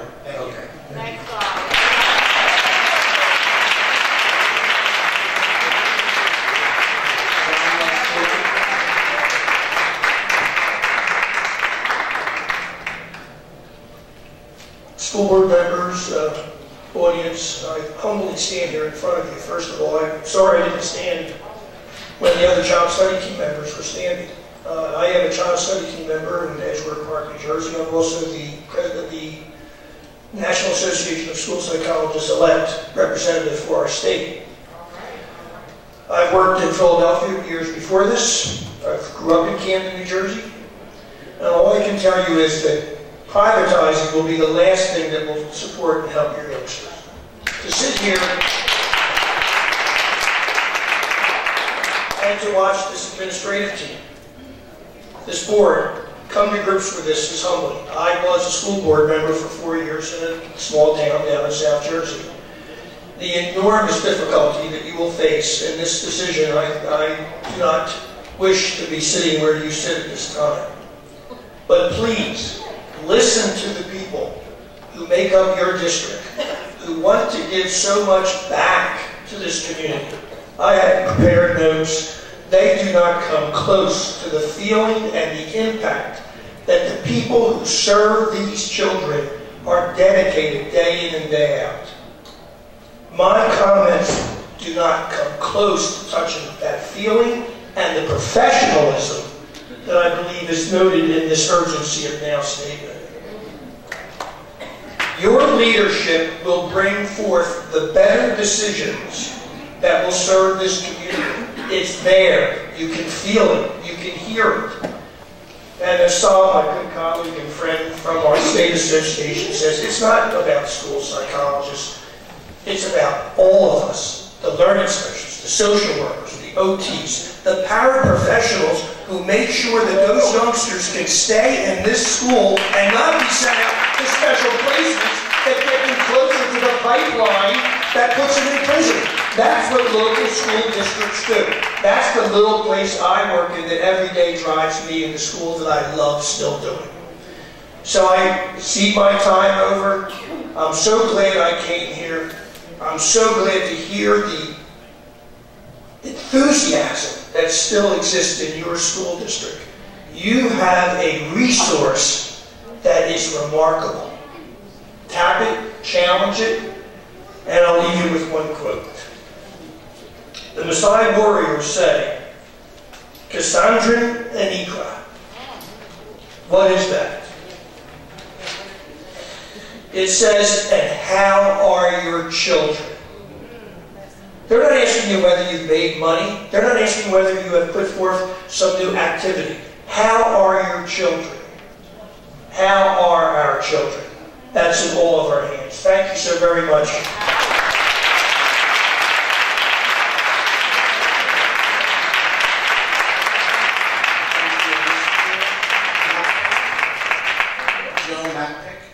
No, she's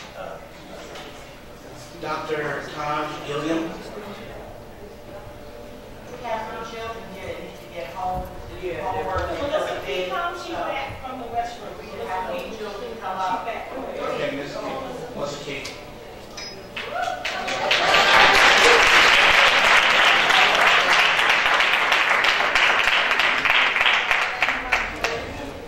My name is Melissa. I'm speaking for the people that's in here, and it's a shame that teachers not getting paid enough, and teachers need to get paid enough to work hard, because teachers work hard and want their students to succeed.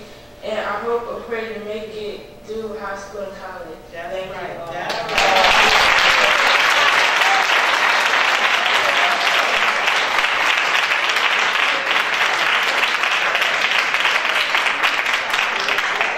Bob Hubchick.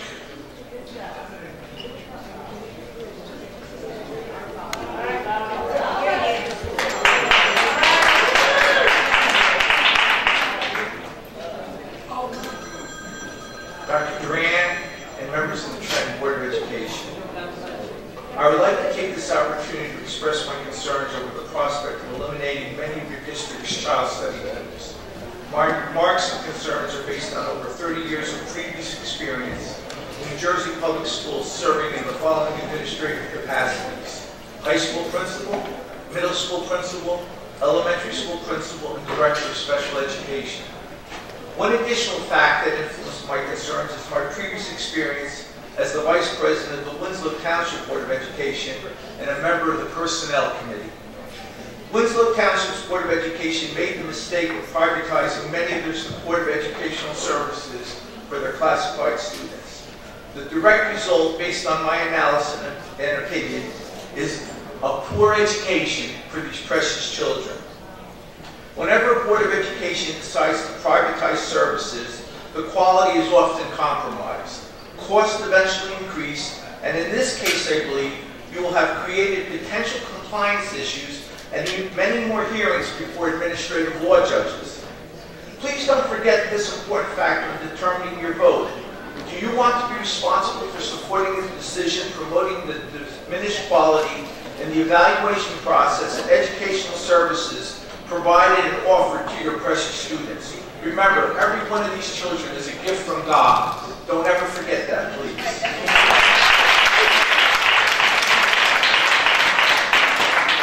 If you are a parent of a classified student or will eventually be the parent of a classified student, you will need the support of case managers that have a true relationship with your child. The process should include classroom observations, consistent communication with the child's teacher and parent or guardian. Contracted professionals that provide evaluation services are known as test and write. They may have little or limited personal interest in the educational process other than getting paid for their reports. I have personally participated in meetings where an agency did not send the same professional or case manager to required meetings under the guidelines set forth in Title 6A, Chapter 14, New Jersey Department of Ed Special Education Code. These meetings were somewhat disjointed and were not run efficiently. Furthermore, I can assure you that many parents will become frustrated if their contracted provider does not ensure the appropriate implementation of the child's IEP and supportive services. Please remember that the classification process and implementation and management of the legal and appropriately executed IEP document requires a personal knowledge of so many factors and extensive case management on a regular basis.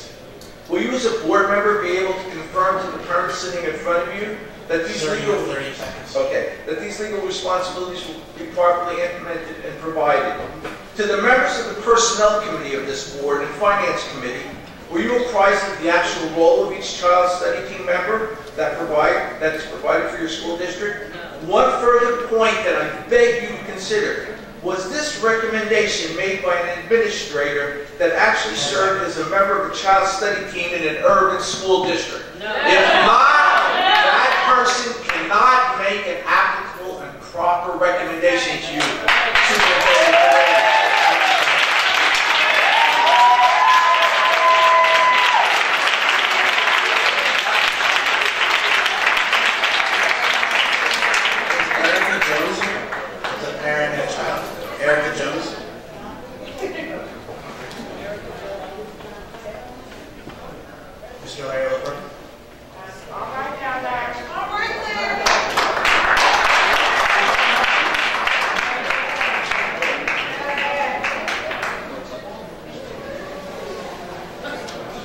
Superintendent, board members.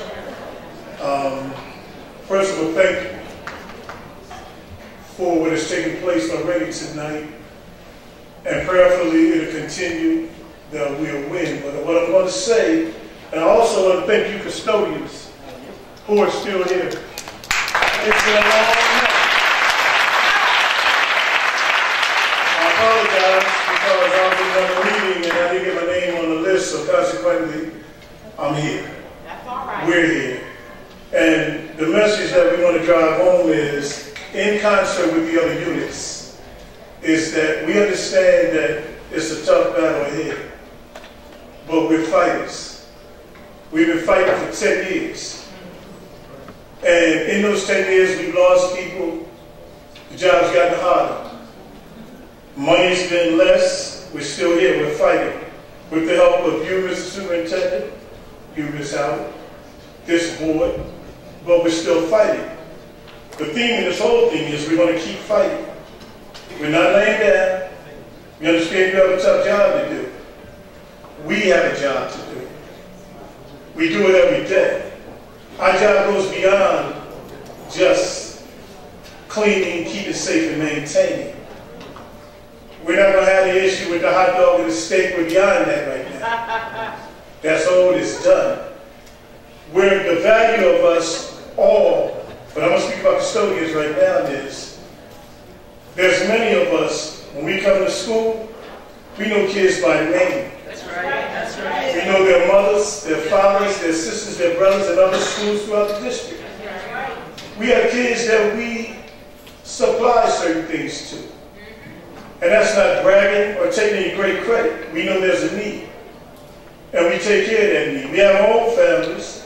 That doesn't mean we have a lot, but what we do have, we share. That's right. We have kids that look forward to us walking in the building in the morning.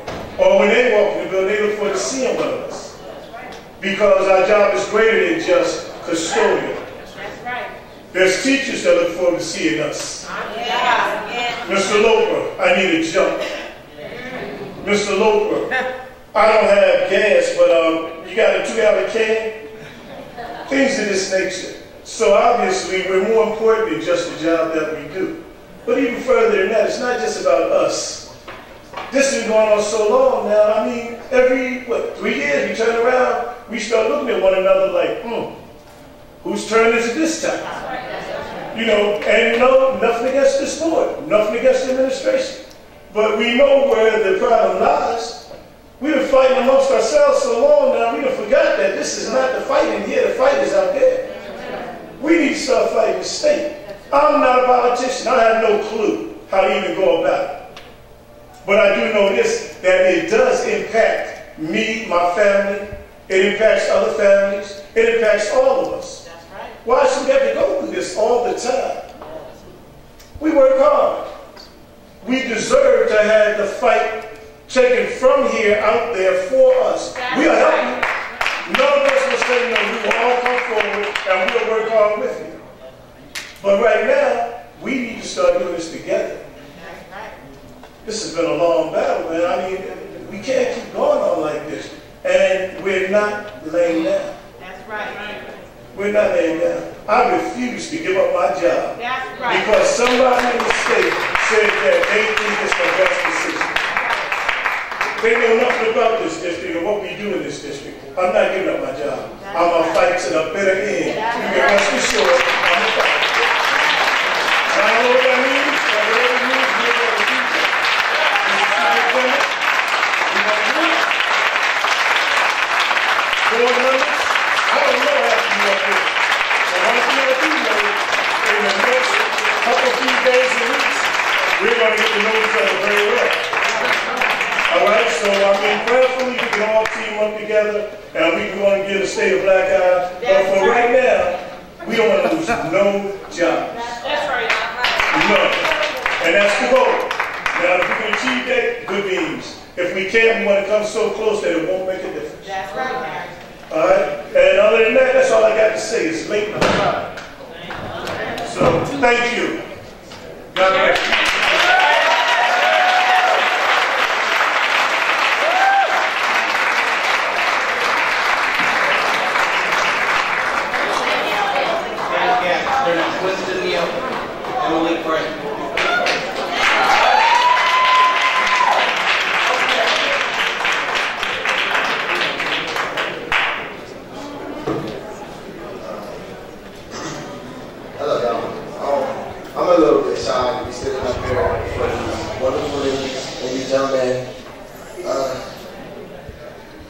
My name is Malik Bright.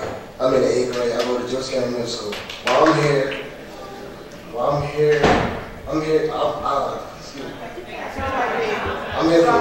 from Trenton. I saw a lot of violence, and I had to be who I had to be.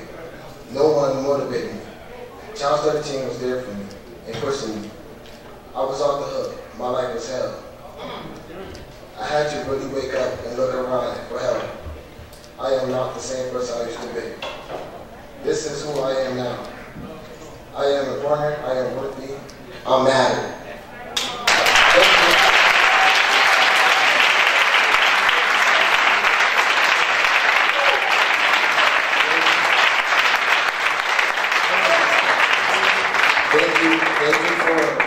Thank you, Child 17, for being my way. And I want to point to this man right here. I heard good things about you. Don't let Child 17 take us away. And I just want to let y'all know, if anyone that got kids, you all that got kids, if your kids are down here right now, what would y'all do?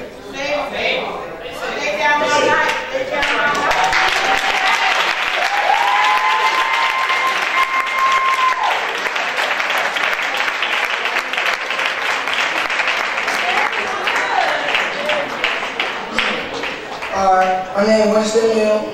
I'm in 8th grade. I go to Jewish County Middle School. While I'm up here, I done been in every school in Trenton. I tell y'all no lie. I done been kicked out. Alternative schools I done went to. I went to Harrison Academy. From Harrison Academy, I went to Jewish County Middle School. I met Miss Bethea. Met the child 17 years. Miss Marcus, I knew her for a while. She been following me, make sure I stay on track. But yeah, I ain't gonna lie, I used to be terrible. Yeah, terrible. But I met people that really work with me and made sure I got on track, and now I'm doing way better than I used to do. And just think, if I do it, everybody else could. If y'all take Child 17 away, y'all take the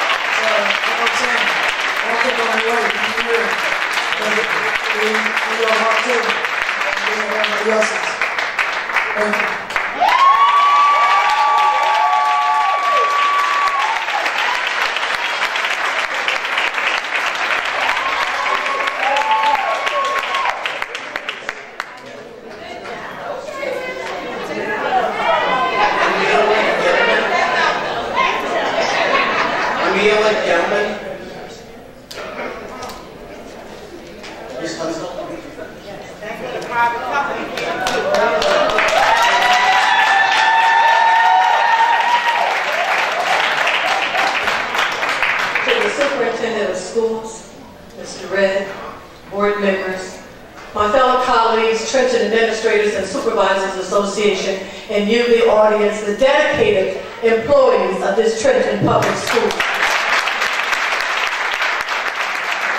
In the 43 years that I have been in this district, this is not the first time that we've had to fight.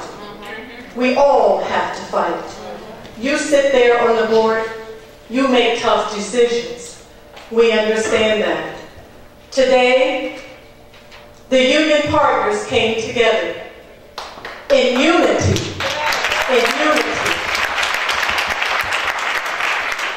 Mr. Redd was at that table. Superintendent Durand was at that table. Mrs. Howard was at that table. Mrs. Smallwood Johnson was at that table. The mayor was at that table. And representatives from the council members were at that table. That is progress. That says that we care about what is happening. We've heard much tonight. Much has been said. The students that spoke, that's why we're here. Not because they're special needs, but because they are students in this district. Our hearts are here. It makes my heart weak that we go through this. But we know that we're in turbulent times. We know that everyone has a boss. We know that. You take directives and you take orders, just as I do. But together, on Wednesday, at 9:00 a.m. all day, as long as it takes, we will work together to try and resolve this mess. You cannot do it by yourselves. We cannot do it, and we do not want to do it on the backs of any one unit. We want to come together and make this happen.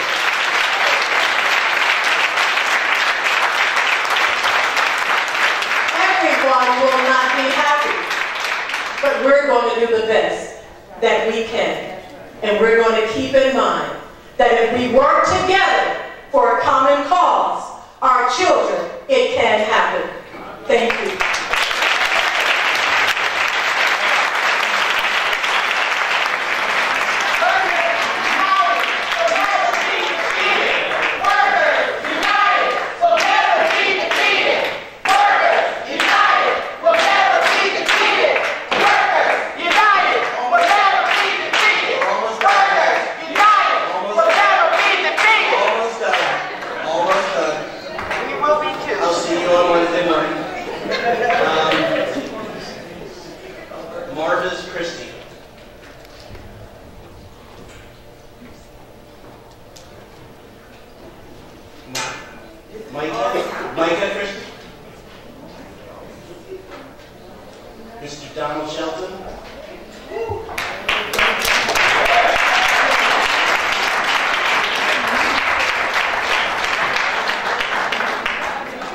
Everything I came to say tonight has already been said. I write down something, then somebody come up and say it, and I write down something else. One of the things I'm a little upset, standing over there are two policemen.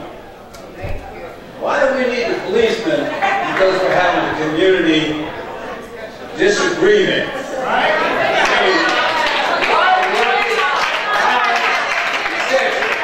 And I don't ever remember having policemen when I served on this board for 18 years. I'm very offended by it.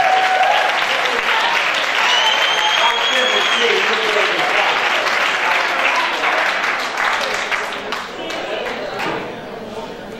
You know, someone called me up and said they're going to lay off 150 teachers. I thought, oh, this someone called me up and said they're going to lay off 100 teachers. I said, my God, what are they going to do about the 2,000 kids that's going to affect? Because nobody's put this in numbers yet. When you start putting, if you talk about 100 teachers, you're talking about 2,000 kids. If you're talking about more. Then someone was floating around with 200 teachers. And just think of the numbers. And I'm worried about what's going to happen to the kids. Do we have good kids in the district? Sure we do. Do we have some bad kids in the district? Yes, we do. I'm affiliated with the district. My wife worked in the district for many, many years. She was president of the Power Professionals. I was one of the outstanding teachers that taught in the district for many years. And I say that knowing that I can get some students to come up here right now and back me on what I just said. I'm just being me. You know. Don't forget outstanding board member sat next to you. Yeah, I was an outstanding board member. We had a lot of fun. We had moments like this. But it's not funny. It's not games. It's very important. It's important to the city. It's important to parents. It's important to the students. You have a job to do. It's a tough job. And I said this before. I don't know if you remember, we were talking about the high school, and I came up here and I made a speech. And we got a high school because of, I say it again, Bridgegate. Bridgegate happened, and the man walked in here and said, we're going to give you a new high school. And I say that because for 13 years, we tried to get something done at Trenton High School. We got a Band-Aid here and a Band-Aid there. But we never got it fixed the way it was supposed to be fixed. So therefore now, they have to tear that beautiful building down. And every time I ride by that building, I look at it and say, that's a sin and a shame to tear down something so beautiful and replace it. I hope we get something that's worthy of what we're tearing down. But that's up to you and whoever. I'm not going to speak long. Like I said, everything's been said. But I'm going to say it. I said it before. I said it down on the steps of the Capitol. I went into the chambers when we were having problems in the city. One of our main problems with the city, this is the state capitol. You remember when they laid off 105 policemen? Yeah. Do you remember what happened? Yep. We had someone killed almost every week. Somebody got killed. The governor didn't do a damn thing because he didn't give a damn. That's right. Tell it. The main reason of all this is the governor is a racist. If the governor was not a racist, this, what is taking place, would not take place. I don't think any governor would let his capital city go through what we're going through in the school system, what went through down at City Hall. He blamed what was happening on City Hall because of the mayor at that time. He could still went around the mayor and made sure we had enough police protection. He didn't give a damn. And that's what you're fighting against now. You're going to have to go out there and put it out there that what he is. You may not be able to call him a racist, but a lot of you can call him a racist, what he is. And you go out there and you call him. And I'll tell you what, I'll bet you will get something. Because right now, he sneaks into the city, sneaks out of the city.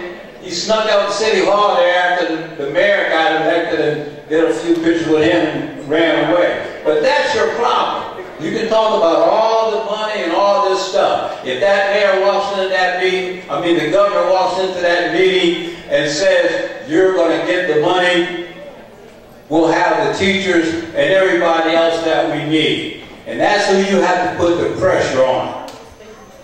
You can't put the pressure on the board because you can't do anything. You can go in your pocket and you people couldn't come up with a few dollars. But I'm serious though. I'm very serious about that. That is the problem with the city of Trenton. I don't know of any capital city that looks the way the city of Trenton looks. Thank you.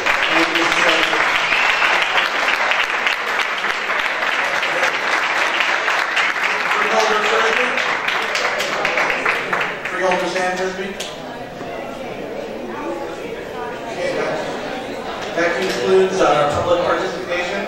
We will now move to the superintendent remarks. Good evening, board members, community. First of all, we'd like to On behalf of the board, we'd like to thank each of you for coming out tonight to hear what each of you had to say. To hear what each of you had to say. As many speakers have said, tonight has been one where we have listened to many, many different voices with one end goal in mind, how we can all come together. We know that we are faced with many, many big challenges ahead of us with this budget. We know that we have to make some very hard decisions.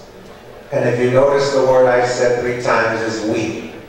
And it's not just the board members up here, it's all of us together. And this is not something, despite what's been said a few times, that happened overnight. And it's not something that we can just fix overnight. But it's also something that we must not fight amongst each other about. And we need to focus our collective goodwill. And what I heard tonight, in many different ways, was a goodwill. I think each speaker that got up tonight that spoke from his or her heart, spoke to a passion for his or her issue. And because people got up in a fairly respectful way, for the most part, and I have been in these types of meetings, and I've been out there when I was a union rep, but when I was a rep in the principals union, and I've had to speak as well. So I've seen how these types of meetings can go and have gone in the past. And the one thing I would say to each of you is that we appreciate that you spoke from your heart and out of passion, a concern about what we can do for our district and for our students. And it's definitely, I was glad to see City Council here. I was glad to see our elected officials here. And as Ms. Tunstall said, I was glad to see us coming together as one for the first time since I've been here. I know that this district has faced many times over the past challenges in terms of the budget. One is obvious in terms of receiving our funding for the formula that we should, and we do not currently receive that. And another is one that several of you talked about in terms of our charter school budget that we have to pay going up greatly. $17 million in just 2 years. We still don't know what our state budget will be because everything we've been basing it on has been on it being flat. And as a couple of people spoke tonight, the Assemblyman, we don't know what the governor's budget will be. I believe he's supposed to release this week, tomorrow. So with that, that may tell us something. Good news or some other difficult news. And that will cause us to need to come together. But aside from what we receive or don't receive from our local partners, we still have work that we all must do to keep our students and create environments where they and their parents would want to be. And we've had a lot of successes that we don't always talk about and that people don't write about in the paper or on TV. There are many positive things that go on in our city and in our district. But those don't, I guess that doesn't sell. So what sells is the one or two, or sometimes a few examples of things that are not going well. And we understand that. But that's why we have to, if what I saw tonight, the amount of people that came out tonight, both on the steps as I walked back in from the meeting with the mayor, and what I saw in here, if we can continue to do that time and time again, if we can continue to hear at these board meetings, the last board meeting, maybe a couple of rows were full. I think there were 2 speakers. We need to continue to hear from you, and you need to continue to be our voice, not just in this room, at the state, at every place where you can, in your communities, in your churches, and I know you do that. But we need to do that more. Because at the end of the day, we have to provide a quality education in each neighborhood for our students and our parents. Otherwise, they will not come. They will go to charter schools. And we can't blame the charter schools for that. We have to consider, what are we going to do to make our schools a great place for our parents and our students? What can we do more? And I think we're doing a lot that we may not be telling. And I think we do a lot that our parents may not know. And you know why? Because they come back to us once they go. And there was a slide at the presentation that talked about the studies. The charter schools as a whole aren't doing any better, per se. There are some that do a fabulous job. And there are most that are not doing a good job, and they're not doing it apples for apples, because they often can choose students and send some back. We have to know that we serve all children, and that we will accept all, and we will serve all students. And we do that well, and each of you in your own way have done that well for many years, and we can continue to do that. But I'm asking of us, and you challenged us, many of you challenged us, many of you called upon us. I also challenge you, and all of us collectively. How are we going to send that message and get that message out there of the great things that you do and that our students do, so that we can keep our students in our public schools? How many of you went to public school as a student? Raise your hand. Look around the room. Was it that bad? We're all here. How many went to Trenton public schools? So if public education was good enough for you, and if Trenton public schools were good enough for you, why isn't it good enough for our students today?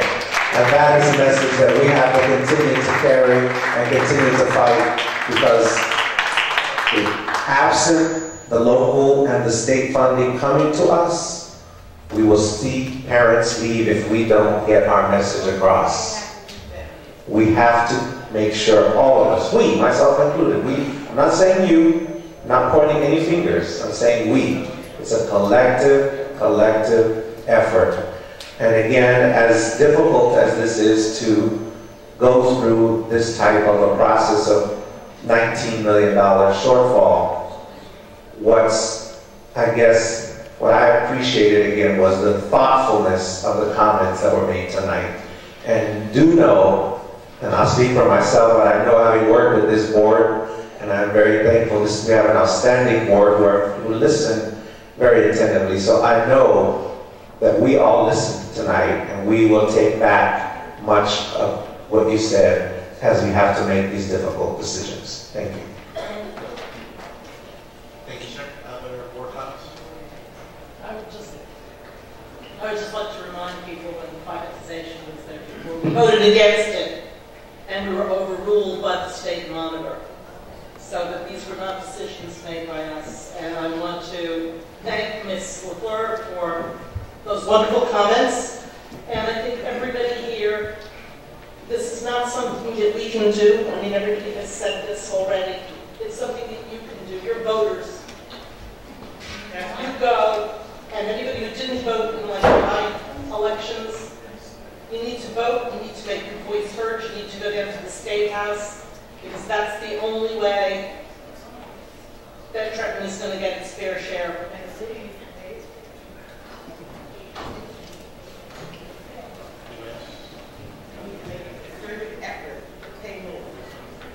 I'd like to just,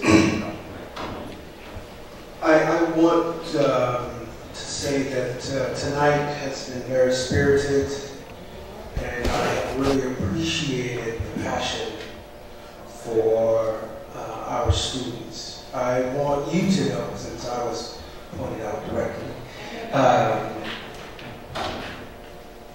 one of the reasons why I agreed to this appointment, because I chose to live in Trenton. I could have lived in Princeton, because I moved here to take a job at Princeton University, but I chose to live in Trenton. And that intentionality says something, and I need you to know that that's very important to me. I don't have children in the school system, but if I had a child, the reason why I'm on this board is because I want to create a school system where I would want my children to attend. I have my neighbors who just had a son about a year ago. They moved to Yardley, 2 PhDs. They moved up, they lived in Trenton for almost 10 years. So the passion that we see tonight, I really hope, as the superintendent said, that we can continue that, continue the work to make sure that the students, that this is about the students. It's easy to think right now that it's about jobs. But if you're saying it's about the students, we will do whatever it takes to make sure that the students are taken care of. This is about the learners. And so I'm very moved by what was said here tonight. The students especially, I really appreciate their input. All the leadership that's had a part. I don't say a lot. I'm an observer. But I'm learning, and that's really why I don't say a lot, because I'm taking it in. And so I would ask that when it is time for us to make a decision, that we've all been informed, we've all had our part to say, and the decision that will be made, we all will have made it together. And so that is my hope, that is my prayer. This is not an easy decision. And we don't take it lightly. I know I don't. I think I can speak for my colleagues when I say that. We live in this city, and we care about what happens to our students. And so whatever I need to do to help make that happen, we're going to do that. So again, thank you for what was said and how you handle yourself tonight. I really appreciate that.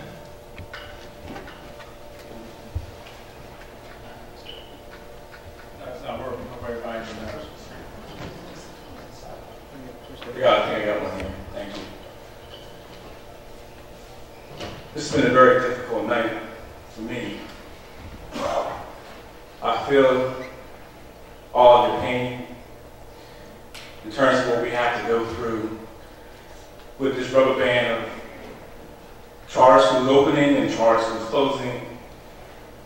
It's caused a havoc on our district.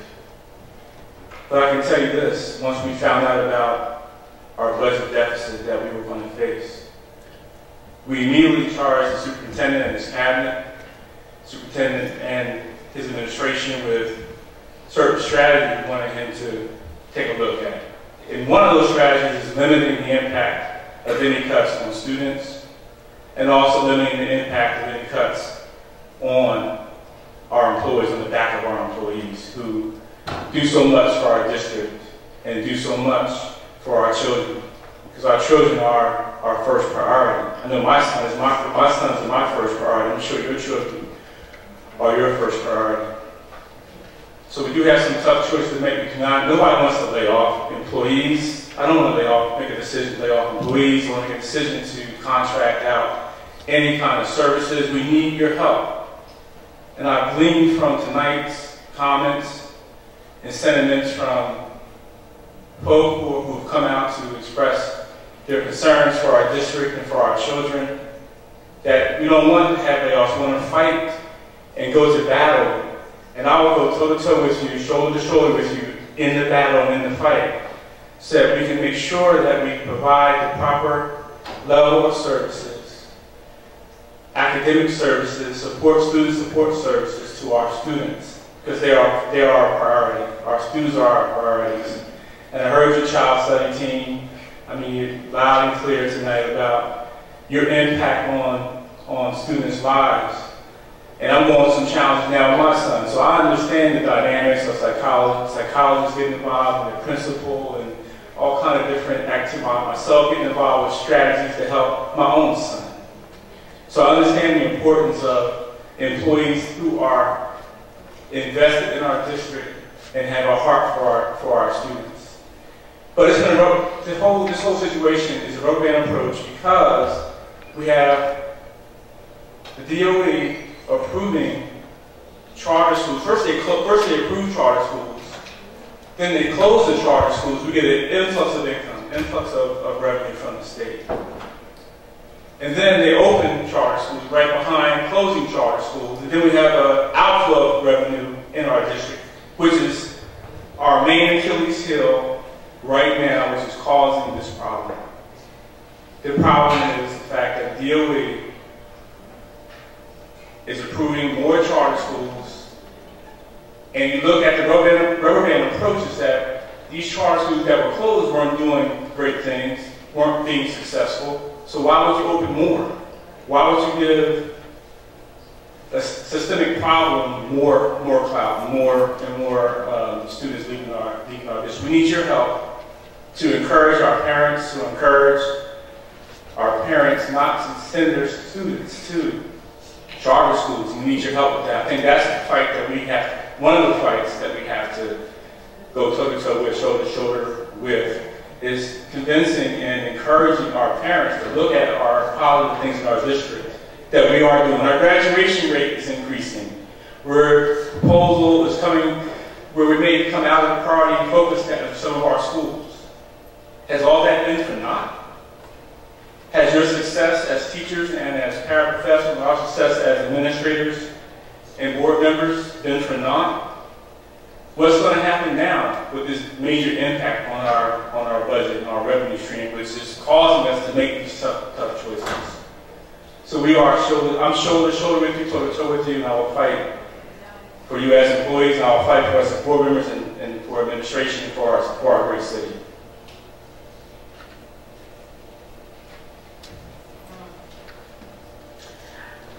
I would like to say that I hear all of the comments, and I was very pleased with the remarks that were made.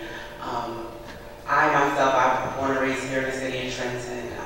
I have no children, but I serve on this board because I do believe in the public education within Trenton. I'm fortunate to have two cousins that are currently attending the public school education here, and they're doing very well. And that's because of the colleagues and the teachers and administrators that sit here in this room. So I want you to know that the decision that my colleagues and I have to make is going to be very hard, but we have been very strategic, and we have taken time to make it a holistic approach. I say to you that I serve here because I do care, and I am a taxpayer here, so I understand the decisions that have to be made, so thank you.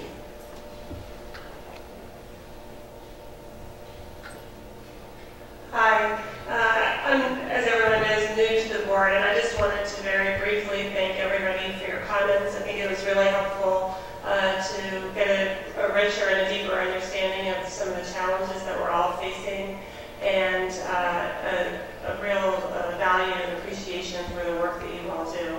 And just to reiterate what Dr. Durant said in terms of all of us working together to try to come up with a solution that does the least harm. And I think also the comments that were made over the course of the evening, that it's a problem that's bigger than just the district, and it's really a state level sort of policy problem that needs to be addressed, I think is really important for everyone to keep in mind as we think about advocacy and doing the best that we can for the children in the district. So thank you all.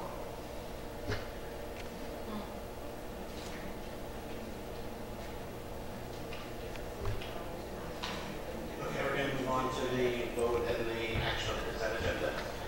Remember that the agenda that you're going to be voting on includes the following items are removed: items J, items K, and item E from the finance agenda. Those have all been removed from the agenda, the consent agenda. And then you also have the addendum, which is in this, I guess, orange type paper. So with that, I'll take a motion. So, second. Roll call. D.A. Graham. Yes. Thea Gusson. Yes. Jason Graham. Yes. Jane Rosemont. Yes. Guillermo Yes. Lucy Vandenberg. Yes. Denise Middleton absent. Consent agenda passed.